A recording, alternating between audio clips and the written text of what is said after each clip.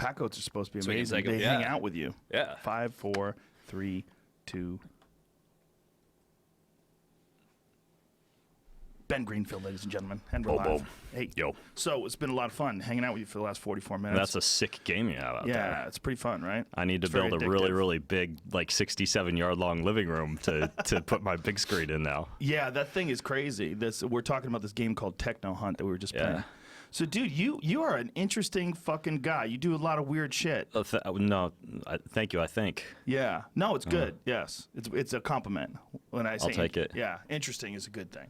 But your your background, you were just telling me, this is very fascinating. Like you live way the fuck out in the middle of nowhere.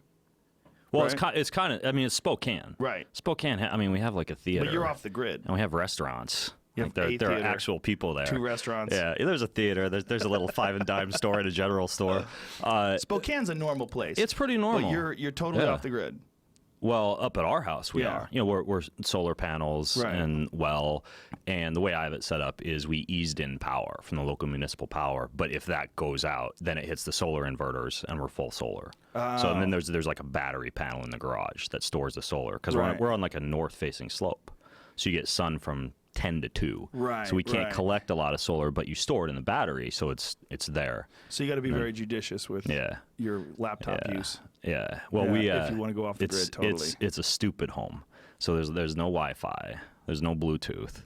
So everything's like it's hardwired metal shielded Ethernet cable. That's through the whole house. Because I don't like to have like Wi-Fi signals bouncing around. Really? I don't feel good. I don't. See, yeah, I've always wondered about that. Like, Yeah. what is that doing to us? Well, apparently, any I evidence? actually just read there's a really good new book that came out. It's called like the non-tinfoil hat guide to EMF.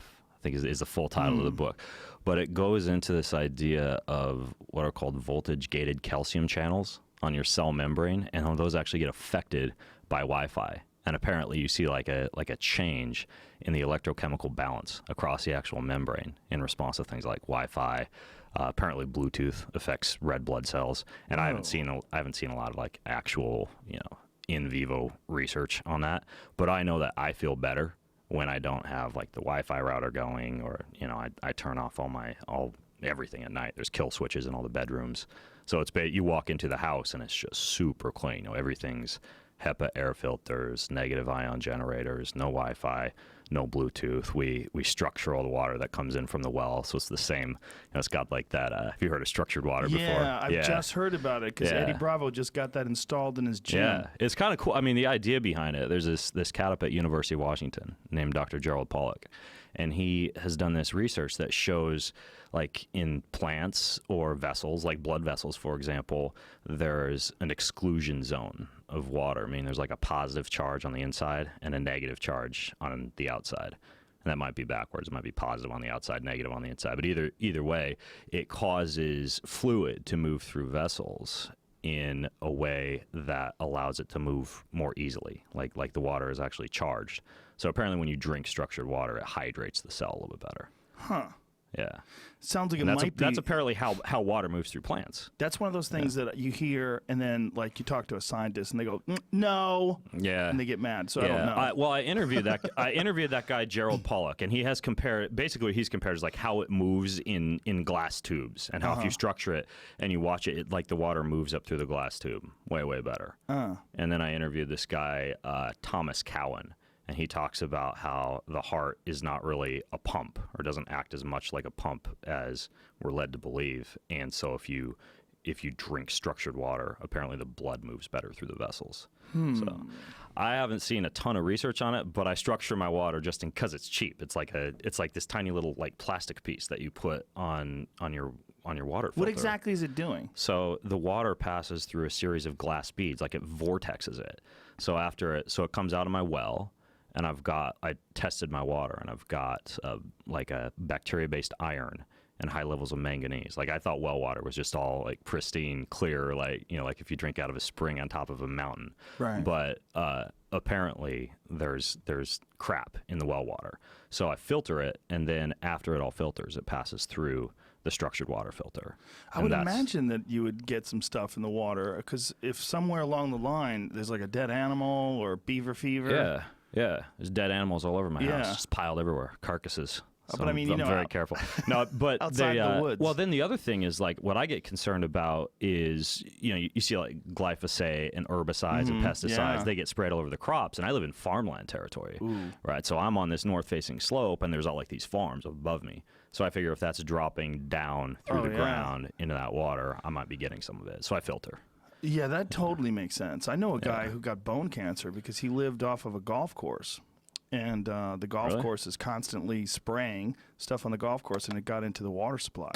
And a bunch of people in his neighborhood got cancer. Oh, really? Like it happened to more people? Yeah, a ton of people in the neighborhood got cancer. Wow. Yeah, that's scary shit. Crazy. No, what I tell people is, like people who don't have a well and who just live off the municipal water supplies, you use a reverse osmosis water filter.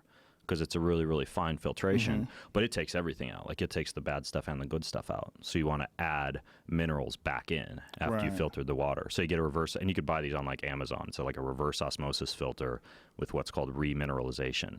Or you can just use reverse osmosis and then use like trace liquid minerals or sea salt or anything else to add electrolytes back in. I know your a lot diet. of people put like a pinch of Himalayan salt. Yeah, in I their go water. through so much salt. I use this stuff called Mexican salt, Colima salt.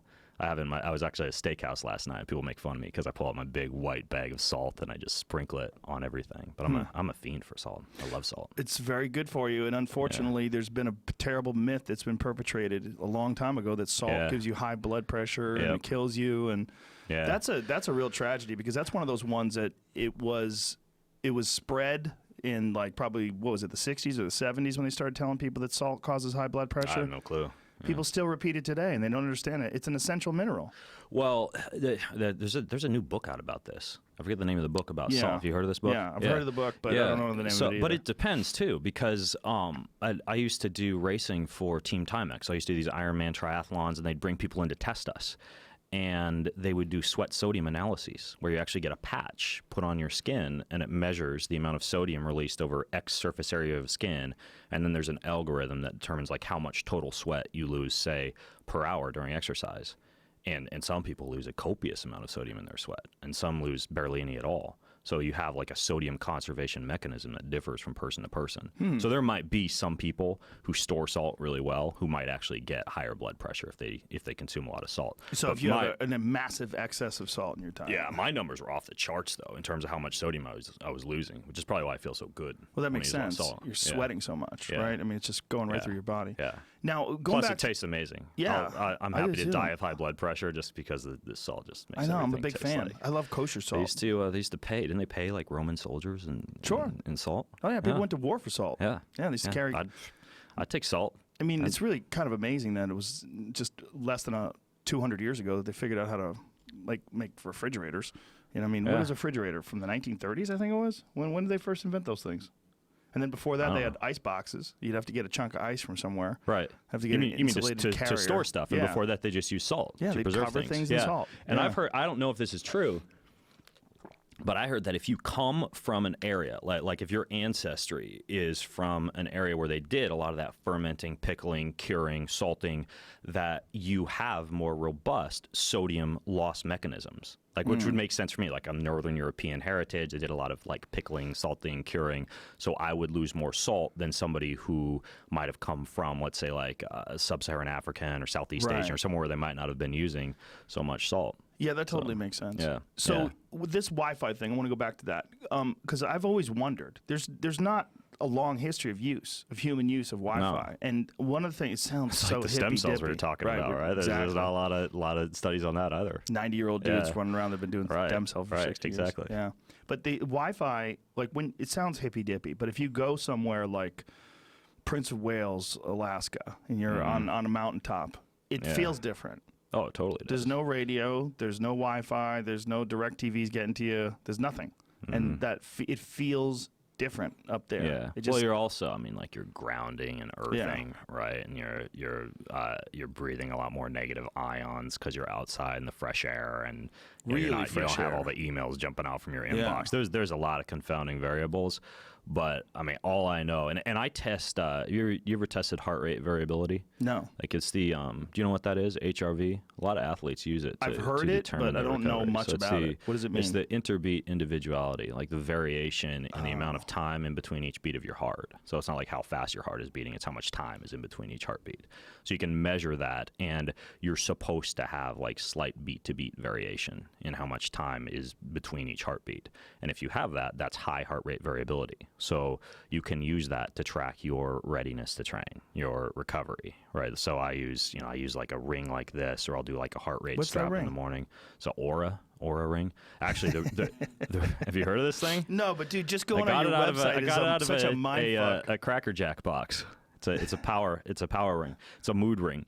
Oh, I have seen one of those. Someone sent me something. They don't just use rings, right? There's like other methods of measuring it as well. Or is it just rings? Like you can use a Bluetooth-enabled heart rate monitor strap. Okay, and that's what I used to do. Is you wake up in the morning, you put on the strap, and you test your heart rate variability, and it tells you, if it's low, you might say, okay, well today is going to be like a yoga day, or an easy swim, or a walk in the sunshine. And if it's high, then that would be a day where you'll do like kettlebell training or a WOD or whatever it is that you're going to do. And then the other thing you could use it for is if you'll sometimes purposefully get it low. Like I have some athletes that I train where we'll work them into a state where they've got really low heart rate variability.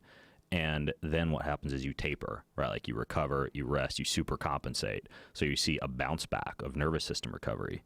And you can use that to purposefully adjust the training. Huh. Yeah. And if you train through a low HRV for too long, you can predict illness, you can predict injury. So it's a cool way to track training. And you can look at there's a high frequency and a low frequency component. When you're saying you could predict illness and injury, like how meaning like my HRV is low, but screw it, I'm gonna go train anyways. Right? And you do that day after day, you get injured. And the weird thing is that you can have no musculoskeletal soreness. Right, because a lot of time that subsides, delayed onset muscle soreness. You see that disappear after like 48 hours. And if you've crushed yourself, like we can talk about this later if you want, but I've been doing single set to failure. Right, single set to failure exercises where it's just like a 15-minute long workout, but it's just full on isometrics as hard as you can go for 60 seconds to 2 minutes. Isometrics. So you're pushing against, it's like this force plate machine that you push against, and you just generate as much force as you can, and it ties to your iPhone. And it alerts you when you've dropped off 60% of what you're originally producing at the beginning of the set. And then that's it. Set's done, game over. So you might do deadlift, squat, press, overhead press, pull down. And that's the whole workout. And then you're just recovering in between each of those sets. So this plate, how are you doing a deadlift with a plate? It's a force plate. So for example, you'll have like a bar, right, that you're holding onto, and the bar is attached to the force plate via two stands on either, like two pillars on either side of the bar. And you pull the bar, and then the force plate detects how much force you're pulling. And what position are you in the deadlift? You're standing on top of the force plate. Right. You're supposed to choose the hardest position of each exercise. So like halfway in? So if I'm bench pressing, it's like my elbows are slightly bent as though I'm just near the top.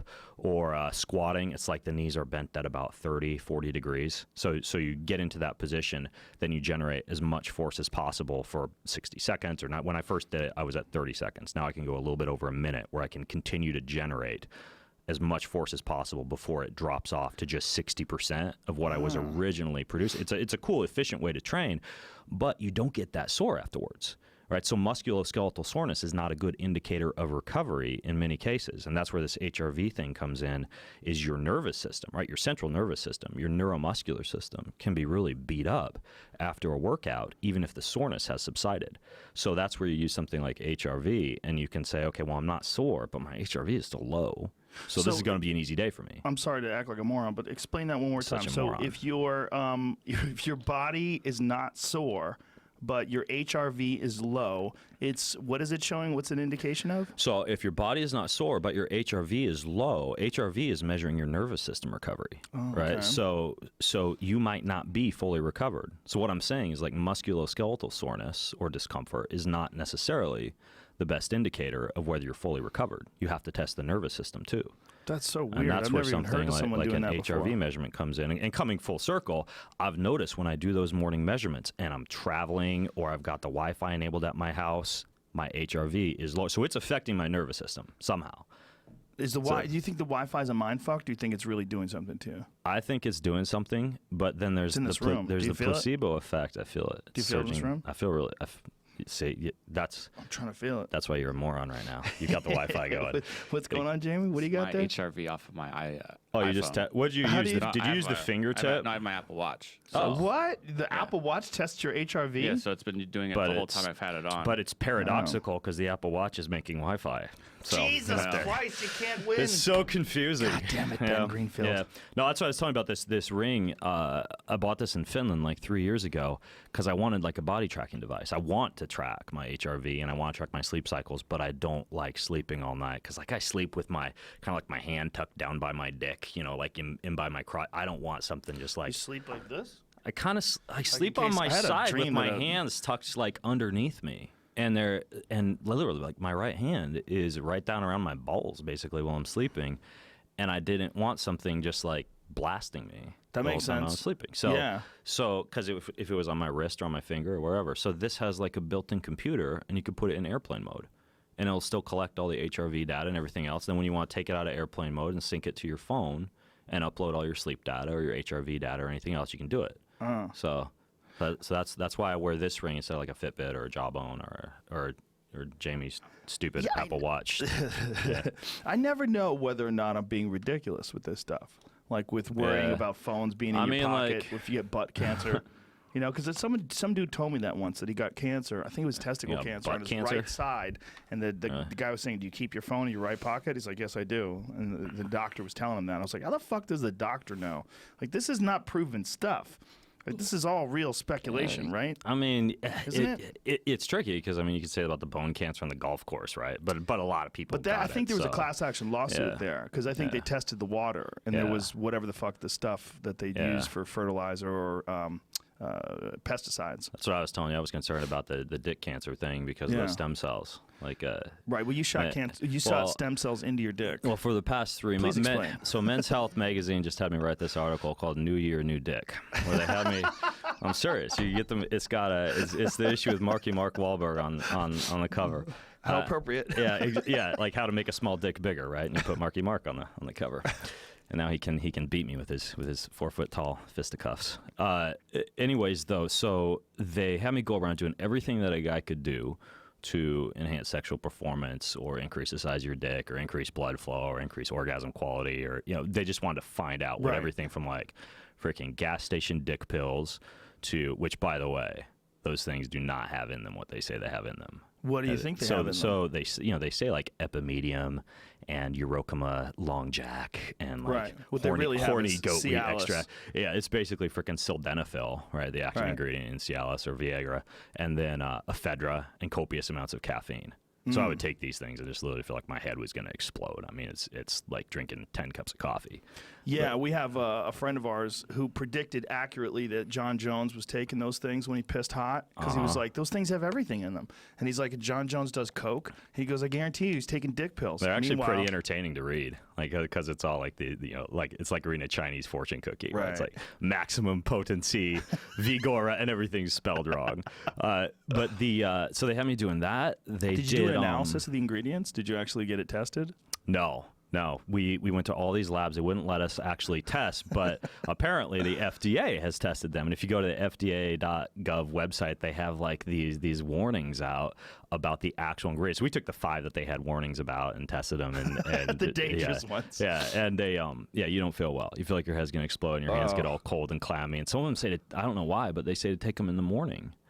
Right, which doesn't, to me, make sense. But you take them in the morning, so you just feel completely screwed up, like all day, the whole morning. It's like you're just mainlining coffee. So they did that. They did. Have you heard of this like acoustic sound wave therapy for your dick? I'm serious. I'm sure you are. I'm not even gonna answer. No, I have not. So this is a clinic in Florida. It's called Gaineswave, and you go down there. Florida. You go down there, and I walk in, and the first thing they do is they hand me this like syringe full of numbing cream, and I'm supposed to just like put it everywhere. And so I smeared it, my balls, I just went everywhere because I didn't really know what they were gonna do, and I wanted all shields activated going into this thing. So I walk into the room, and my dick's all numb. They have me lay down, and so my legs are splayed. I'm on this exam room table.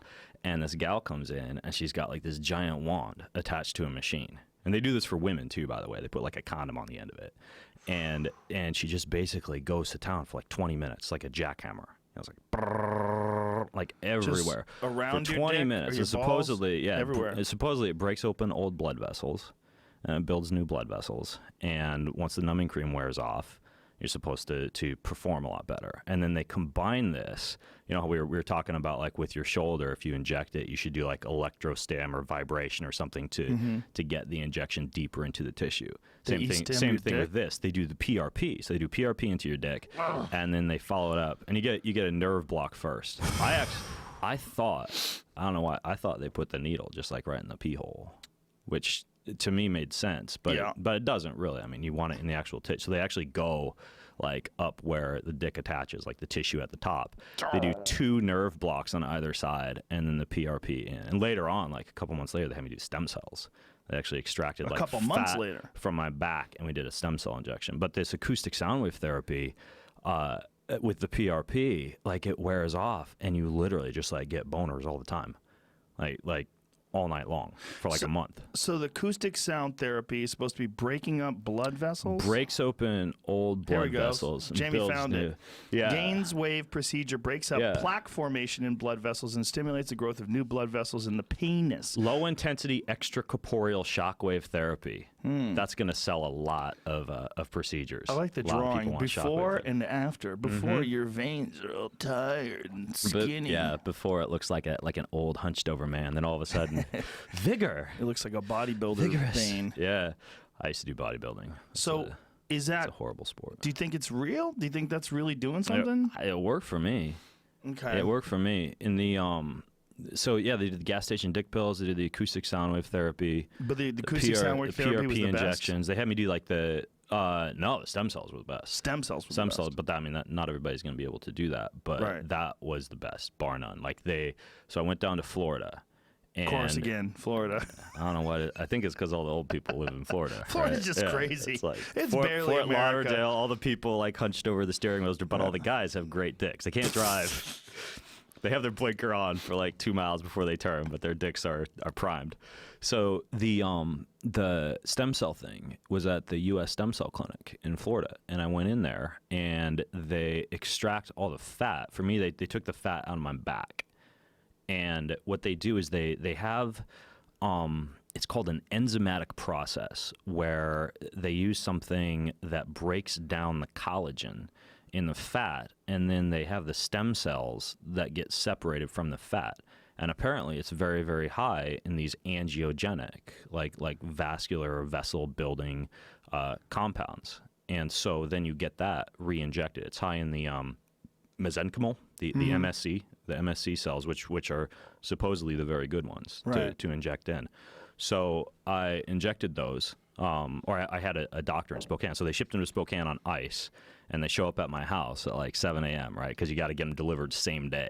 And then I had my appointment at the doctor at 9 a.m., and I went to the doctor, and it was like deja vu from Florida, right? Like I go in, do the numbing, the doctor know you're going to do this? Oh yeah, I called him and it was kind of. Are you friends with the doctor? Yeah. There's a picture. That's good. I think there's a picture of him in the magazine because they put all sorts of crazy pictures in the magazine because they had me doing like infrared light on my balls and I have like this big thing called a Juve light that they had me standing in front of every day. Like I jack my Juve light. I'll tell you about the stem cells. Okay, I'll tell you about let's this go Juve one step light at a time. It's crazy.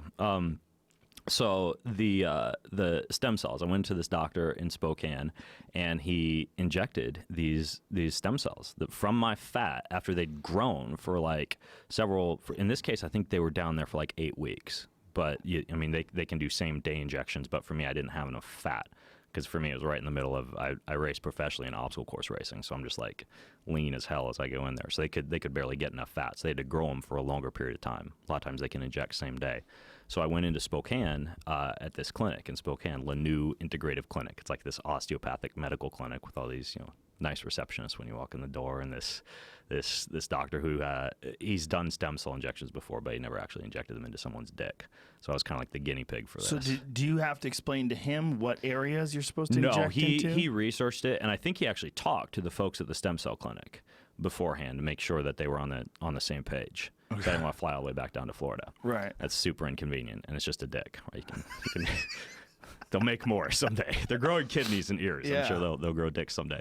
So so I got it injected, and that was first of all, it looked like it got like run over by a semi truck for like 2 days. It was like all black and blue where the injection site was. Yeah.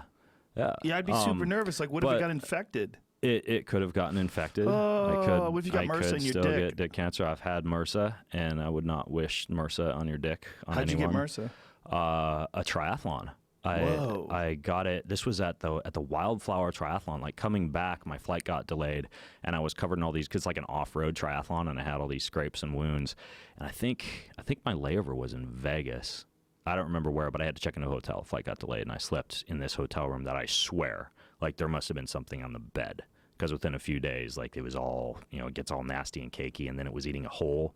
I wrote a whole blog post about this on my website, and you can see. I need to see this. Yeah, pull up the hole in the back of my leg. It's nasty. MRSA scares the shit out of me. Just search for like Ben Greenfield staph, and you'll see the pictures. But it was eating a hole in the back of my leg. And my kids roll now once a week, and I get the defense soap from Onnit. As soon as they come back in the door, I have them go into the shower upstairs and defense soap and is rinse awesome. down. Yeah, they have a bunch of different wipes and stuff for people that train in a place that doesn't have a shower. Mm-hmm. Yeah, you got to be careful. That and Thieves essential oil. Like it's it's a whole bunch of companies make this version of essential oil called Thieves. It's like clove and it's named after these thieves who apparently never. Yeah, clove, cinnamon, eucalyptus, which is really good for staph and rosemary. It's actually named. There's like this story of like these 4 thieves that apparently traveled around the world, and they would rob homes and they never got sick. Like that's basically the story. I'm sure this was some board table at a multi-level marketing essential oils company. Somebody came up with this story, or it could be true. I don't know, but the stem cells into the dick, that was an interesting one, but it did. I think, from what I can tell, looking in the mirror, it got bigger. I'm pretty sure. How much? So half inch? Oh, like maybe that much. Like, quarter inch? Like enough to tell. And my erections got bigger, and my orgasms got a lot better. For how long? They're still like that. Still? Yeah. So So I think the stem cells kind of like stick with you. Whoa. Well, last week I got them. I told you I'm training for the RKC kettlebell cert, and I was doing the 100 reps in 5 minute snatch test with the 1.5 bood, and I felt something just go. I was at 84 reps, and I felt something go in my back, and I got stem cells injected all up and down my QL, my multifidus, my rector spinae, into my psoas. But then they also sent them to my house, and I did that same fat cell, the stuff that's rich in the mesenchymal stem cells, into the bloodstream. So I did a push IV into the bloodstream. That's the one that you would have to go out of the country to do. That's normally. The one you gotta go to Panama. You're not supposed to do that. Like it's technically not legal for someone to inject you with your own stem cells into your bloodstream. But if you get your stem cells extracted and they're stored and they send them to you, you can technically inject them if you do it yourself, or you like have a friend who's a nurse or whatever. Right. And it's literally just like a push IV. It's like 30 seconds. We caught it all on video for Men's Health Films. So they'll publish a video at some point, but I was super nervous because it's like a few $1,000s worth of stem cells that, I'm trying to hit the vein and make sure that they go in the right way and then inject. It's a very, very small amount. Well, you had to be the most nervous getting them shot into your dick, though, no? I was kind of nervous. Yeah. Yeah, that seems to me like super experimental. I do a lot of that, though. Yeah, I know. Like that's kind of my shtick, right? Like I do a lot of immersive journalism, a lot of self-experimentation, a lot of guinea pig type stuff. Yeah. And I'm not dead yet, and I still have my dick, so. Oh, you look great. I'm happy. Yeah, thank you. Look very healthy. Thank you. Like I'm 22. There's but a I'm whole... actually. Oh yeah, Oof. Is that him? That's one of them. That is. Yeah, that's an image from my website. That's not as deep as it got. I don't think that's the worst photo. The worst one I've ever seen is Kevin Randleman. They have to stuff it with iodine. Like have you Gauze? had it before? No. They have like these long iodine strips when you get the MRSA, and it's flesh-eating bacteria. Yeah, that's me too. And they see that hole in the middle? Yeah. They stuff like an iodine, it's like a stick in there, like a strip that has, but they literally stuff it in there. And you can feel it. You were telling me you got dry needling done. And like that weird pressure. It's not like pain, but it's like a weird pressure from dry needling. This is like that, except pain. Right. Like it's both the pain and it was horrible. Like I've had some friends that have got staph in their leg where they've like a small golf ball size hole in their leg, and they literally had a packet full of that kind of gauze covered. I don't like how you say medicine. Small golf ball is a big hole for the back of the leg. A golf ball, but it was like smaller than a golf ball, like a large marble. Any hole in the back of the leg, in my opinion, is too big. The worst I've ever seen is Kevin Randleman. See if you can find Kevin Randleman's staff. He had open holes where you could see his muscle structure under his armpit. It was horrific. Oh my gosh. He never really recovered. He wound up dying young. He died? He died young. From that? Who knows what he died from, but look at the hole. I think I still have it. Oh my gosh. Yeah. That's his muscle tissue. That's Kevin Randleman. What body part is that? That's his underarm. Oh my goodness. Yeah, look at that. Oh my goodness. Yeah, that's how bad it was. That looks like he got shot. He does. Yeah, he was rotting away. And I don't know if he didn't treat it quick enough, or I don't know if it was just really aggressive, but it's a real common thing in gyms. And once you get it, it stays with you. Like it stays in your bloodstream. Like I have an essential oil diffuser on my desk, and I put thieves in it every day, and I just diffuse essential oils in the air while I'm working into the air. Yeah, it's like a nebulizing essential oil diffuser. And I just to play it safe, right? I just want to be breathing that in during the day, just in case. Fuck. But that's the other thing is I stand in front of this light, this infrared light, and What's this dick light again? It's a dick light. Yeah, What's it called? It's called a Juve, and so they've done these studies on testicular and sperm production, and they've found that there's a wavelength that's like 600 to 800 nanometers wavelength of light. That if you expose the testicles to that for 5 to 20 minutes a day, it's based on this concept of photobiomodulation. So I originally got into this whole photobiomodulation thing when this company, because I blog and people just send me these weird things to my doorstep to try. And they sent me this like nasal probe that you put up your nose, and it's got like a helmet on it. You could look it up, Jamie, if you want. It's called a Violite. And it produces this light that supposedly activates a part of your mitochondria. So you have like your electron transport chain in your mitochondria, and there's a part of that called the cytochrome C oxidase. And it apparently activates more activity in the cytochrome C oxidase. So you produce more ATP, in this case in neural tissue, because you have it on your head. Mm-hmm. And they were using this in dementia and in Alzheimer's patients, but it turns out it's almost like a nootropic for your head. Yes, that's me at my desk. Whoa. Back when I was a young Chinese woman working at my desk. Up your nose, on your head. I like how that guy's just like looking pensively off. This girl's reading a book. She's reading a book. She's reading Twilight. Yeah, see, that's what I originally did. They sent me just the nose one, and I felt shorted because they had like the full head, so I asked them for the full head one. This is so fucking weird. I know, and you can feel it like pulsing. And I think it was NPR. It was either Radiolab or what's the other science one? I think it might be Radiolab. They did a study on like or a story on like this 10 to 40 hertz frequency. 9-volt like Nirvana. We talked about it. That's TDCS. Oh, that's right. That's transdermal stimulation. I have one of those too. The transdirect cranial stimulation. That halo device that you wear before a workout. Yeah. You use that thing? No. Yeah, well, let's one at a time. We'll get to the halo one at a time. So this photobiomodulation. I'm putting this thing, the probe in my ear, and the thing, and you're not even supposed to use it too much because it produces so much ATP that if you amp up cellular activity in neural tissue too much, you produce too many reactive oxygen species. Like that's a byproduct of cellular metabolism. It's just like if you eat too much, you produce a lot of byproduct of making energy, and that's why it's one of the reasons why fasting is good for you. Like it cleans up the system, and you don't make as many free radicals. The same reason like ketosis is good for you, right? You're not burning as much glucose. You don't produce as many free radicals. Same concept with this. You don't want to use it all the time because you get too much activity. You produce too many free radicals or too many reactive oxygen species. But every other day, you use it. So new year, new dick. How often did you use it? Well, this was from my head. And this was like a couple years ago. But it's the same thing? This was a couple years, and it was like a cup of coffee for my brain. Like every time I'd wake up, I'd put this thing on while I'm working at my desk. So then this company that makes these lights that are very similar activates cytochrome C oxidase, activates release of nitric oxide.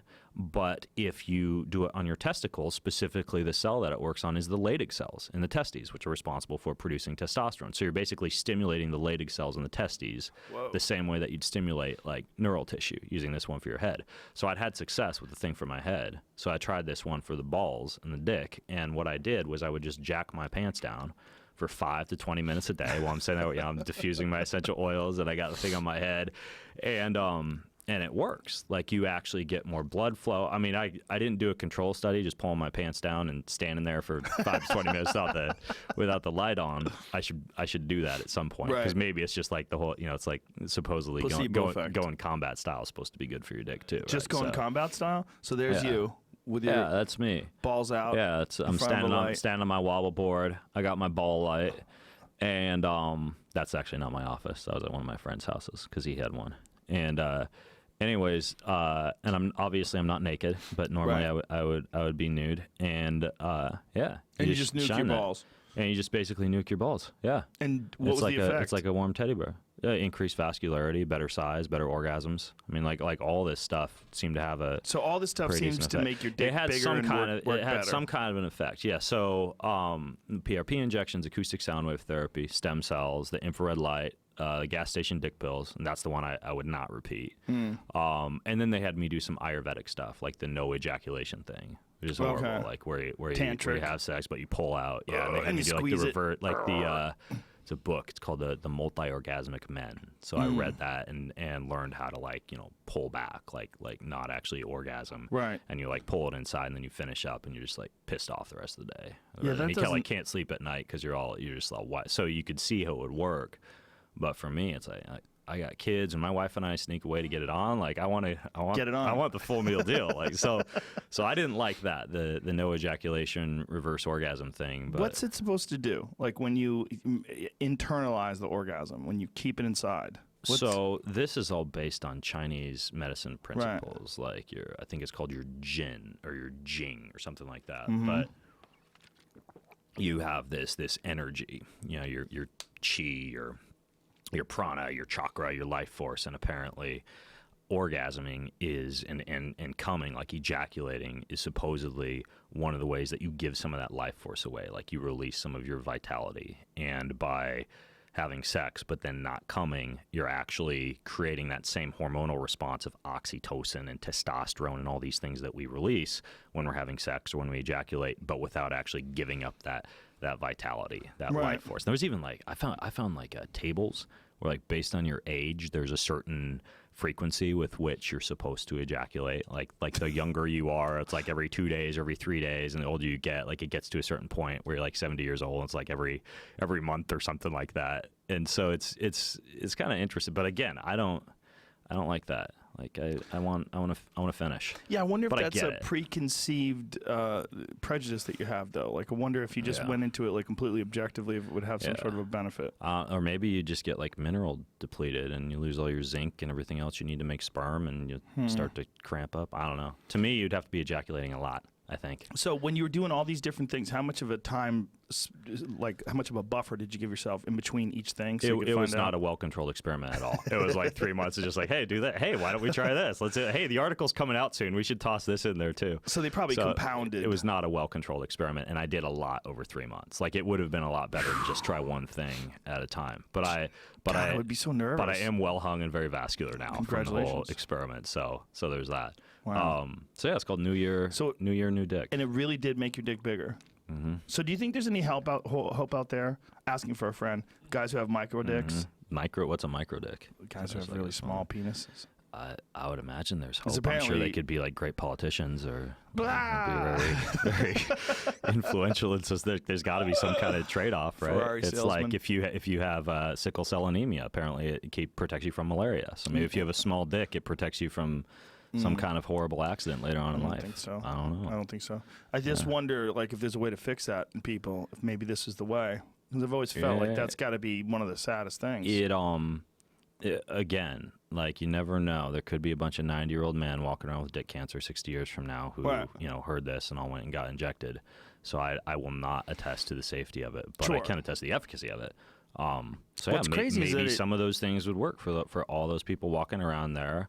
All of your listeners with small dicks. You just gave them salvation. There's hope, fellas. There's hope. So that's me, though, is that you're saying it still works. How long ago did you do this experiment? Oh, I mean, the magazine's still on the shelves. It just came out. Okay, so how long? This was several months ago, though, right? starting. I got the stem cells extracted in August. Okay. Of 2017. So this is the end of January. You got them shot into your 8 weeks later, I got those shot into the dick. So and we're then only dealing with a couple 6 months later, after they'd really grown a lot of these mesenchymal stem cells, I got them injected into my bloodstream and into that injury that I'm fighting in my back right now. And I'd done some other things before that for the back and for tissue, like peptides, BPC 157 that we were just talking about before the show. Yeah, which is really interesting stuff. I mean, it's not intended for human consumption, but it's also not banned by WADA. I mean, it's legal to use, and it's a peptide. It's called Body Protection Compound, BPC 157, and the 157 refers to like the sequence of amino acids that makes up the actual compound. But you can buy it and reconstitute it, and then if you inject it into an area, and it doesn't even have to be like a painful intramuscular injection, it can be like a subcutaneous injection.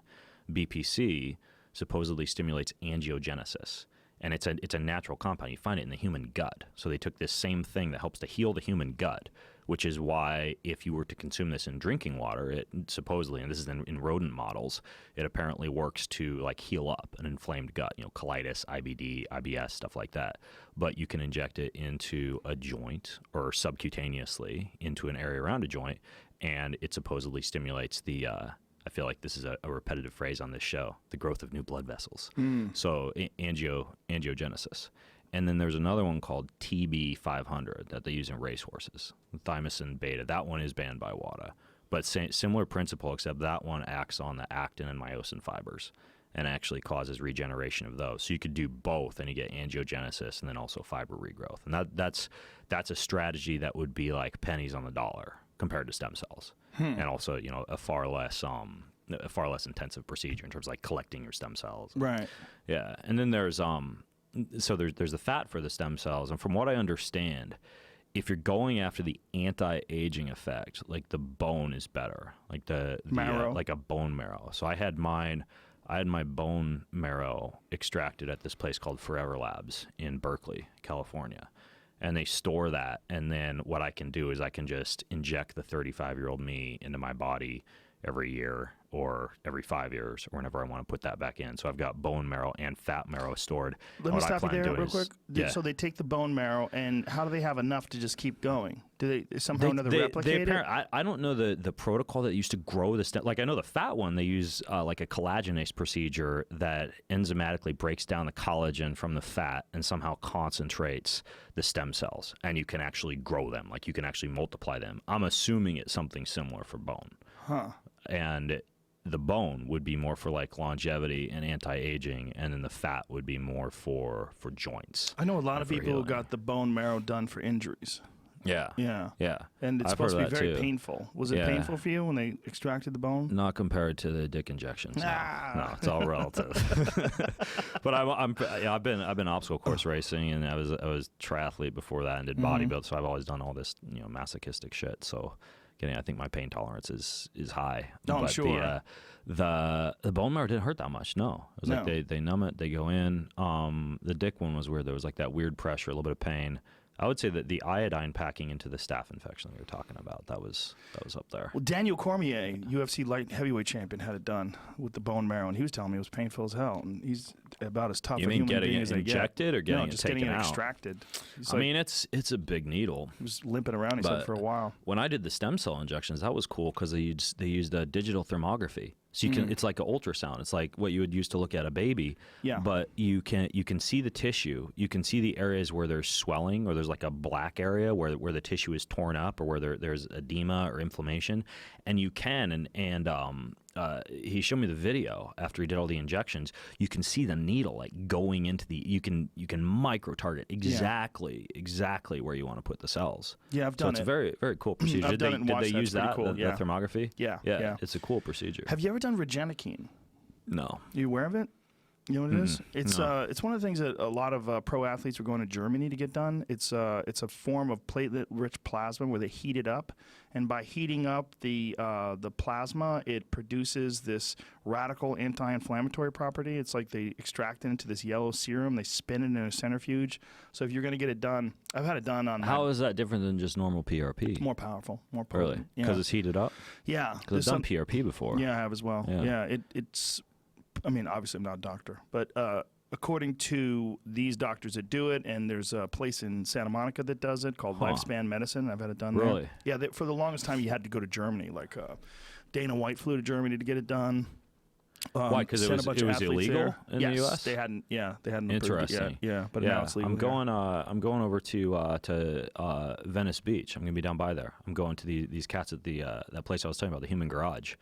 That's an interesting place. If you really want to talk to the guy who does it, my friend Dr. Ben Ruhi is the guy who performs the procedures down there. He's a great guy. He would love to talk to you too. Yeah, sure. Cool. You'd get a kick out of it. It's pretty interesting. I'm sure someday I'll run out of stuff to inject into joints, but for now, for me, it really helped me heal a bulging disc in my neck. Really? They go right into the spinal cord. It's great for people that have pretty serious neck injuries and back injuries. Have you tried this thing? I think it's Pedicon is the company that makes it, but it's like a neck traction device. Yes. I have one hanging in. I have one. So I have that and a yoga trapeze. And so I'll hang by the neck. I do this when I get up. Right, I get up and I put like a bunch of magnesium on my neck and my back to relax all the tissue. And once you get really relaxed, and I have this vibrator. It's like a car buffer for your body, so you can vibrate your neck and your back, and you get really really relaxed. And it's perfect for for like doing your own deep tissue therapy, but it vibrates. So I'll do that on my body, and I go hang from this neck thing. Yeah. And you get all these pops up and down your neck, and it apparently realigns the atlas and the axis and some of the cervical vertebrae. And there's probably a bunch of chiropractic docs who are really pissed off right now because I'm describing this incorrectly, but it feels amazing. Like it adjusts everything. And then I hang from the yoga trapeze. Well, what it definitely does is like decompress. It definitely decompresses your, I don't know about all that other nonsense, but it definitely, it's stretching out those muscles and alleviating some of the stress that comes from bad posture. And for me, it was a lot of grappling, getting your neck cranked and squished and resisting things. It's like, it's kind of similar to traction. And I've really been getting into that. Have you heard of Eldoa? ELDOA? No. It's like a form of stretching where I actually had a guy come to my house for 2 days, and he stayed in my basement, and we wake up. I've done this a few times. I'll have people come over to me and just like teach. There's another guy who mashes, like use a walker and just like mash up and down your body. And but this is Eldoa. So Eldoa, you'll like push a joint out this way, and then out this way, and then your feet will be splayed in both directions. There's like 20 different poses that you do, but it's a form of self-traction, right? So it's like, it's similar to like if you were to use a monster band to traction a joint. Have you ever done that? Like traction your hip where you'll tie a monster band around your hip and then attach it to... I have not, no, but I've seen people do it. Kind of pulls the joint apart. Yeah, that's Eldoa. So is that Adam from Mind Pump? Is that the Mind Pump video? I think that's my buddy Adam. It says Mind Pump. Spinal Health Eldoa, ELODOA. Yeah. So that's one of the ones I do in the morning. That's L5S1. So they all work on a specific like part of the back or part of the body. Let me say it again. ELDOA. Yeah. Eldoa. L5 or L5. I forget what it stands for. It was invented by this guy named Guy Voyer, a French guy, and dude, you feel amazing. You hold these poses for like a minute, and it introduces a bunch of new blood flow to the joint. They see how he's doing that? He'll like put his hand up and traction the fascia, and so he's getting this intense pull. If you were to do this, you get this intense pull on your back. I do this one so I could show it to you after, but you feel amazing. I do this when I wake up now, and who invented it's a all very this cool stuff? form of stretching. This goes back. This is like some French guy invented it, and I don't remember how I heard about it, but I interviewed this guy named Jacob Schoen on my podcast, and he taught me all these moves and came to my house. And it's another one of those really cool forms of stretching. It's now, like how often do you do yoga? I have a sauna. Do you ever do like an infrared sauna? No, we have a regular sauna. I use like a near far infrared sauna, and I go in there because your tissue gets very pliable and hot. So I had a crane drop a 19-foot endless pool out in the forest back behind my house in Spokane, and I keep this thing just like super duper cold, right? So it's like 45, 50 degrees. So that's like my cryotherapy, cold water immersion. Well, during the winter and the fall, it just stays that cold. I just keep the lid off, and then during the summer, when I'm coming back home and I'm going by the gas station up the hill before my house, I stop and I buy ice bags and I just dump them in there. Wow. So it stays relatively cold. And what I do in the mornings when I'm home is I do this sauna. And you asked about yoga. I go in there, and this is when I do a lot of this stuff, right? Like I'll do some of my yoga moves, some of my Eldoa, there's another really good form of stretching called core foundation. Doc named Eric Goodman, and it's like a form of decompression for the spine. He works with a lot of athletes. It kind of like turns on your glutes, decompresses your spine. So I just use a mashup of all these little moves, and I'll be in my sauna for like 30 minutes. So I'm producing all the heat shock proteins. I'm getting the nitric oxide, getting the blood flow, and you feel good when you do the sauna. So I get all sweaty, and I get kind of woo. I'll sprinkle essential oils in there, and I'll burn like Palo Santo incense, and put on. You burn incense inside the sauna? Put on beats. Yeah, it smells really nice. And you put on beats, like binaural beats. Yeah, like binaural beats. So there's this guy named Michael Tyrell, and he makes these CDs and these tracks. That even when you said his name, you lowered your voice. Michael Tyrell. You lowered your Michael Tyrell. Makes these amazing tracks, and they vibrate at specific hertz frequencies, right? There's this whole idea that like your root chakra, like your fourth chakra, your heart chakra, vibrates at 528 hertz, and there's different hertz frequencies associated with different positive aspects of your. It's this. It's like a chakra, like right. But is that bullshit? I mean, have you tried to debunk any of that? I feel really good. If I feel good, I'm gonna try to debunk it. I just do it. Yeah, why not? No, are you doing this with headsets on? No, the sauna has like surround speakers, and so I play that through the speakers. No Bluetooth and no Wi-Fi, Jamie. It's just like my little shitty little iPod Shuffle that I plug in and play. And so I play that while I'm in the sauna and I'm doing all my moves, and then I walk out of my house, go through my office, walk through the forest, and I go and jump in the pool. And I'll just like swim in there for like it's like 50 yards. It's not that far. So you just jump one to the other? Yeah, so you jump one to the other. And no, it's too much to go back and forth. Like I've tried, I got to keep things somewhat, because this is getting kind of complex between like the light on the balls and the essential oil. Like you gotta draw the line somewhere. Sometimes I'll have friends over and we'll vape or we'll smoke in the sauna, and then we'll go out to the pool and then go roll around in the snow, then get back in the pool, then go back in the sauna. And I do this, and my wife is inside making dinner, and we just feel amazing. Like we got the hot, we got the cold, and then we go in and we eat dinner. It's amazing. It's my favorite thing to do with my friends. Wow. But in the morning, I do the sauna, and then the ice, and then or the cold pool, and then I finish with a quick dip in the hot tub out in the trees, because I put a hot tub next to the cold pool, and everything's like super clean. It's cleaned with ozone and minerals instead of chlorine, and so you just feel really clean. And then I walk in and start my day. I feel like $1,000,000. So I do yoga, but it's in the sauna. Well, it sounds like you're just stretching. You're not doing like the strengthening poses. No, I do actual like well, what do you mean? Like standing bow warrior poses. 1, warrior 2, warrior 3, like standing bow pose, head to knee pose, like where you look very strenuous. I'm not doing like old person yoga. I'm just saying. I do the legit shit. Listen, I know you're a fit guy. I'm not questioning your fitness. I do a headstand. I'm just wondering what you're doing actually in the sauna. Yeah, I make it up as I go. I don't have like I was just based on how you feel. I was speaking in that's why I'm down here. I was speaking in Costa Mesa a couple of days ago, and there was like this banquet dinner as part of the event. And I was sitting next to this guy. I'm like, well, what do you do for your fitness routine, etc.? He does Bikram yoga every day. But like the Bikram yoga, like all of the poses that are part of Bikram yoga, because it's a set series of routines. You've done Bikram before? Yeah. Yeah, it's like 90 minutes. And he does that every single day. I did it 9 days in a row. Yeah. No, he's been doing it for like October. 8 years every day. I'm impressed, because we did it. We did Sober October. We had to do 15 of them in a month, me and a bunch of my friends. Yeah. I wanted to burn it out, so the last 9 days, I had a few days to go, but for 9 days I just said, let me just get these out of the way. And every day I did 90 minutes, and it was like, wow. But it's interesting because you realize that your body can do that. It is. You just force it. I don't like to overdo it, though, because it's static stretching, and we know that can decrease force potential. Like it can decrease power production if you become too pliable, too flexible. Isn't that the case, though, pre-workout?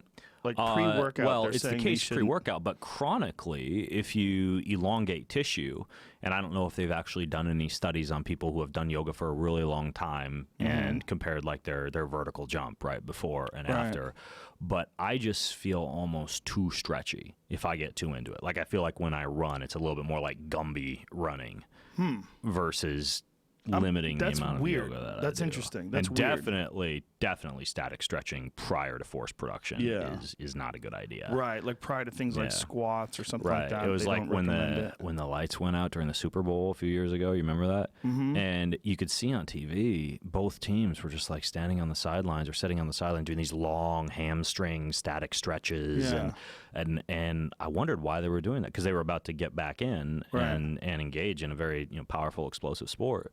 So yeah, it's dynamic stretching, definitely prior to force production activities. Yeah, I wonder why they're doing. Maybe they just have really old school trainers or something like that, are not aware. Yeah, or maybe they're just doing it on their own. Before I do that isometric training for power production, I've got two things. I bought this stuff called Nose Torque on Amazon. You heard of this stuff? Nose Torque. It's like smelling salts on steroids. No. So really? A powerlifter told me about it, and he would sniff it before he'll go rip a 700-pound bar off the ground, and you snort that. You open up the cap on this stuff, and it's just like releasing a wild animal into the room. And you release the cap. It's like smelling salts on steroids, and you smell, and you just want to go kill somebody or fight somebody. Yeah. What is it called? It's called Nose Torque or Nose Turk. Torque. It's something like that, like nose torque. Yeah. T-O-R-K. T-O-R-K, yeah, there you go. And so I do that, and then the other one that I just made this. You can buy this for like pennies on the dollar on Amazon. Yeah, you can get these essential oil inhalers. So here's some guy just smelled it. Here we go. Yeah. Oh. He can't even get it near his face. He's got it way out. It's hard. Like, it packs a punch. But what is it supposed to do? Did he just do it, or is he getting ready to do it? He just opened it up. It's like smelling. It's ammonia. So I don't know chemically. Like, I would imagine it just puts your sympathetic nervous system into overdrive when you sniff all that ammonia. Like, he's been really ginger. He's like, pussy. I've done it with some of my friends at restaurants. I carry it around sometimes. Oh, Jesus. You bring it to a restaurant? I have smelled my bow case, actually. You can smell it. Go get it. Right now, you want to sniff it right now? Let's do it on there. All right, let's do it. All right, Nose Torque. It's out in the car. It's in the car. It's in. You know what? We'll do it. We'll do it after. It'll be boring podcasting. Plus, if people really want to try it, they can just buy it on Amazon. But so it jacks your system up and excites you, and it allows you to. So they should be on the field doing that before they. I don't know if I would recommend that. There'd probably be some guys like nosebleeds and heart attacks. That fucking smell. Yeah, the other one is peppermint. Have you ever used like peppermint oil? And they've done studies on this, on peppermint oil and athletic performance. And what I have is this little, it looks like a little tampon. You can buy these on Amazon. They're called Aromatherapy Inhalers. And it's like this little cotton wick. And you put essential oil on the cotton wick, right? So it absorbs into the wick, and then you put the cap on, and you can carry this around in the gym in your pocket. Or I play tennis on Wednesday night, so I bring it to my tennis matches. And while I'm playing tennis, I'll stop sometimes and sniff this thing, to kind of stay like awake and alert. And dude, like it's just peppermint. It's just peppermint, but it has this amazing effect. It's like this wakefulness promoting effect. Wow, so, peppermint. Yeah, peppermint's amazing. But like if you get bloating or gas, you can smear that around your stomach, and it makes it go away. It goes through your skin? It's one of my favorite oils to use, yeah. How does that work? It gets absorbed through the skin. I mean, you know this. The skin is a mouth. Yeah, but I mean, it gets all the way into your internal organs? I don't know if it actually goes into the actual stomach, like through the epithelial lining and into the actual intestine, but like it has an effect for sure in terms of. You know what I just started using recently is Topical Cbd. I got some Topical CBD and like a roll-on, almost like a deodorant roll-on kind of a thing. It's amazing. Yeah, CBD. There's one.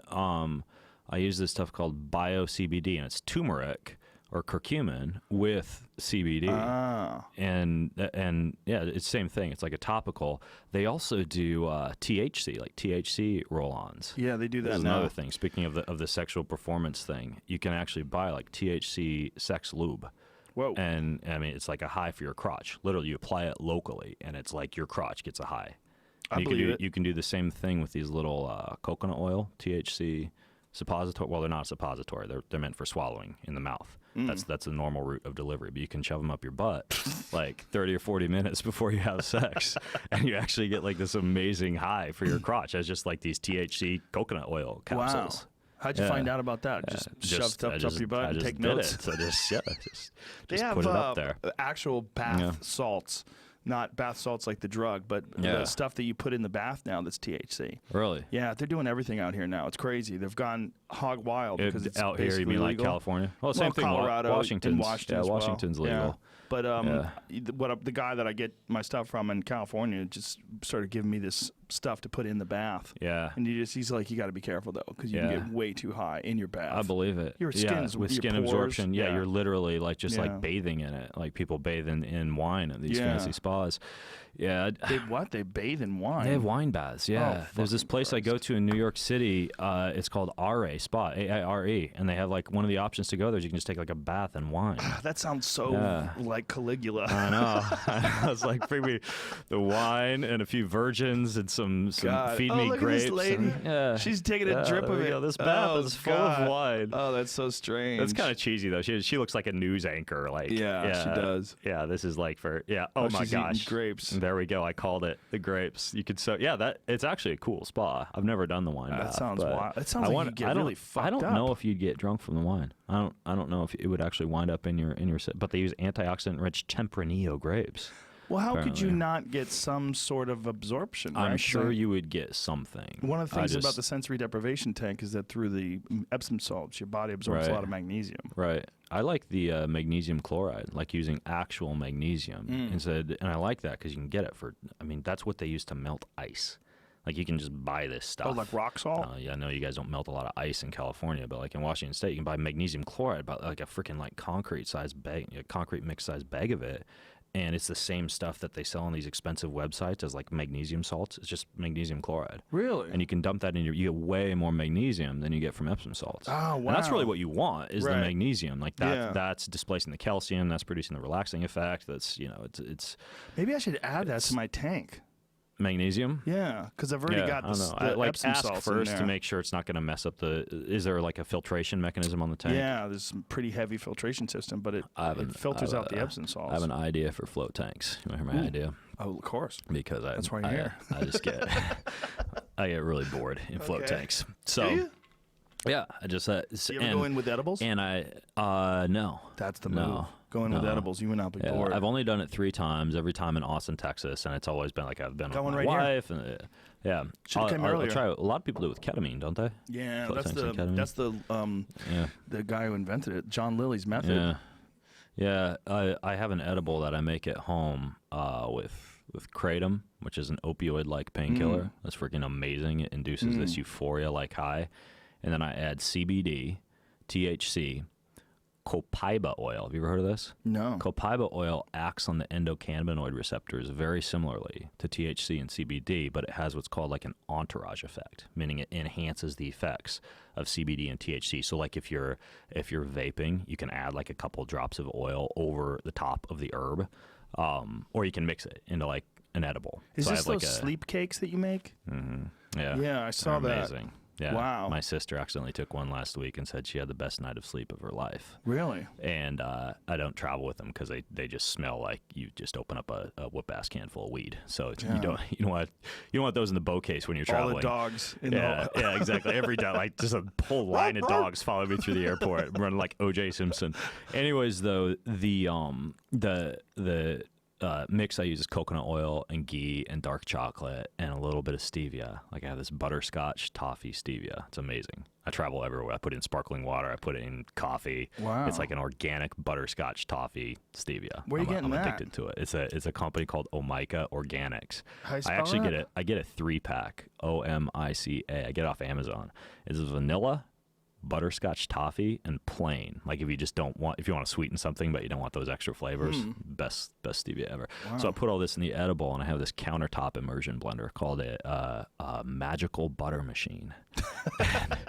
And you blend this, and it blends on top of your counter for like 8 hours, and all this stuff mixes together, and then you pour it into molds, and you can just put it in the freezer, and then I keep it in these like little Miron glass jars so it doesn't degrade, and it's just like the best edible ever. So I should try something before a float tank sometime. Oh yeah. But return to my float tank idea. Okay. So I get these ideas when I'm in the float tank, and I want to, and usually it's like 5 or 10 minutes in. So I spend the next 50 minutes trying to remember, like, don't forget this, don't forget. And I try like these little mnemonic techniques where you imagine like, like an image of what you remembered is waiting for you outside the door as soon as you open the float tank. So it might work for you to remember. But basically, it just kind of screws up my whole ability to be able to just like let thoughts come and go and relax. So my idea is this. Why not have some kind of a recorder? Yeah, like I thought a of that digital already, recorder. You thought of this already? Voice-activated recording. You can get those. Shit, I thought I was the first one to think glue it of to the this. wall. No. Screw it. I've been doing that forever. So like a voice-activated recorder, yeah. And do you have one? Like, do you keep it I in never there? did because... Yeah. And then you walk out and you just get an MP3 playback of whatever you thought of. I've been trying to figure out what a good one would be and how to set it up in there with all the salt and not have it degrade. But I think you could do. You figure it out. I mean, so this is my thought. My thought is a Velcro, like a Velcro patch. Slap it in when you go in there, and then activate it. You ever see those voice-activated ones with the red light kicks on? I've seen voice-activated recorders. Yeah, I don't want the red light though. Super easy.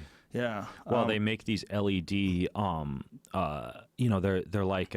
Because when I travel, I don't like to get all the blue light in the hotel rooms, and I'll unplug things. Try to make the hotel room dark, right? Because when you flip off the lights in a hotel room, it's just like freaking Vegas, right? There's blue lights on the TV and stuff flashing, all over the place. So they make these, and I had it for a while. I don't travel with it anymore, but it's like a black tape you can put over things that light up in a room.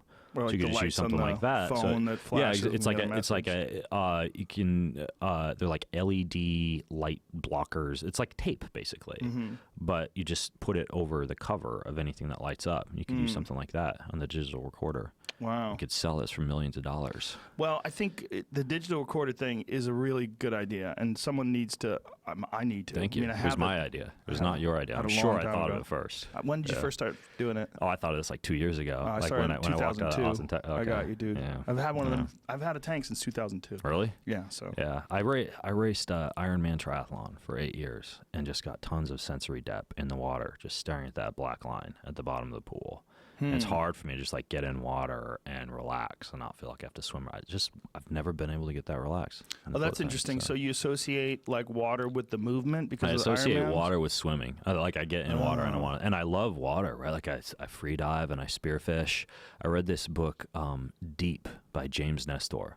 Amazing book about all these cool things that when you go down deep. And he talks about how Olympic athletes are using this now to enhance their performance because your spleen compresses and you produce more erythropoietin, more red blood cells. Same thing that you produce actually if you sauna, like if you do a workout and you get really hot and then you go in the sauna after.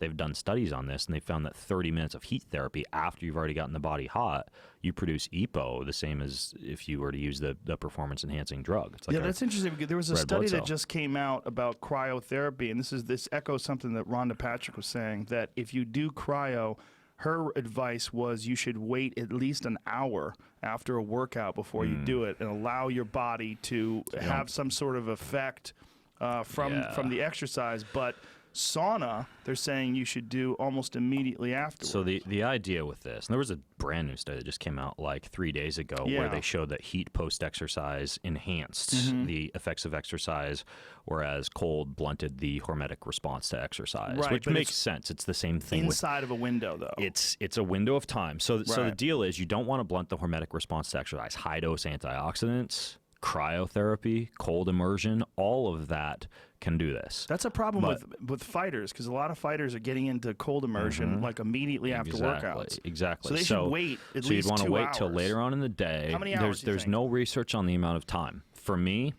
what I do, same thing when I do like a hard afternoon workout. I wait a couple hours afterwards because you get a bigger testosterone and growth hormone response when you wait after workout to eat. Was actually Mark Sisson was the first guy who told me about this, and it turns out that there actually is a better hormonal response when you fast post-exercise. Same thing with antioxidants. And there are a couple exceptions I can tell you about. Same thing with cryotherapy. Now at the same time, if you finish up a hard afternoon or especially like an early evening workout, you have a very high body temperature. So my theory is that a brief dose of cold, like I'll jump in the cold pool and get out. Not a full, just enough to decrease the core body temperature, which is one of the ways that you enhance deep sleep cycles.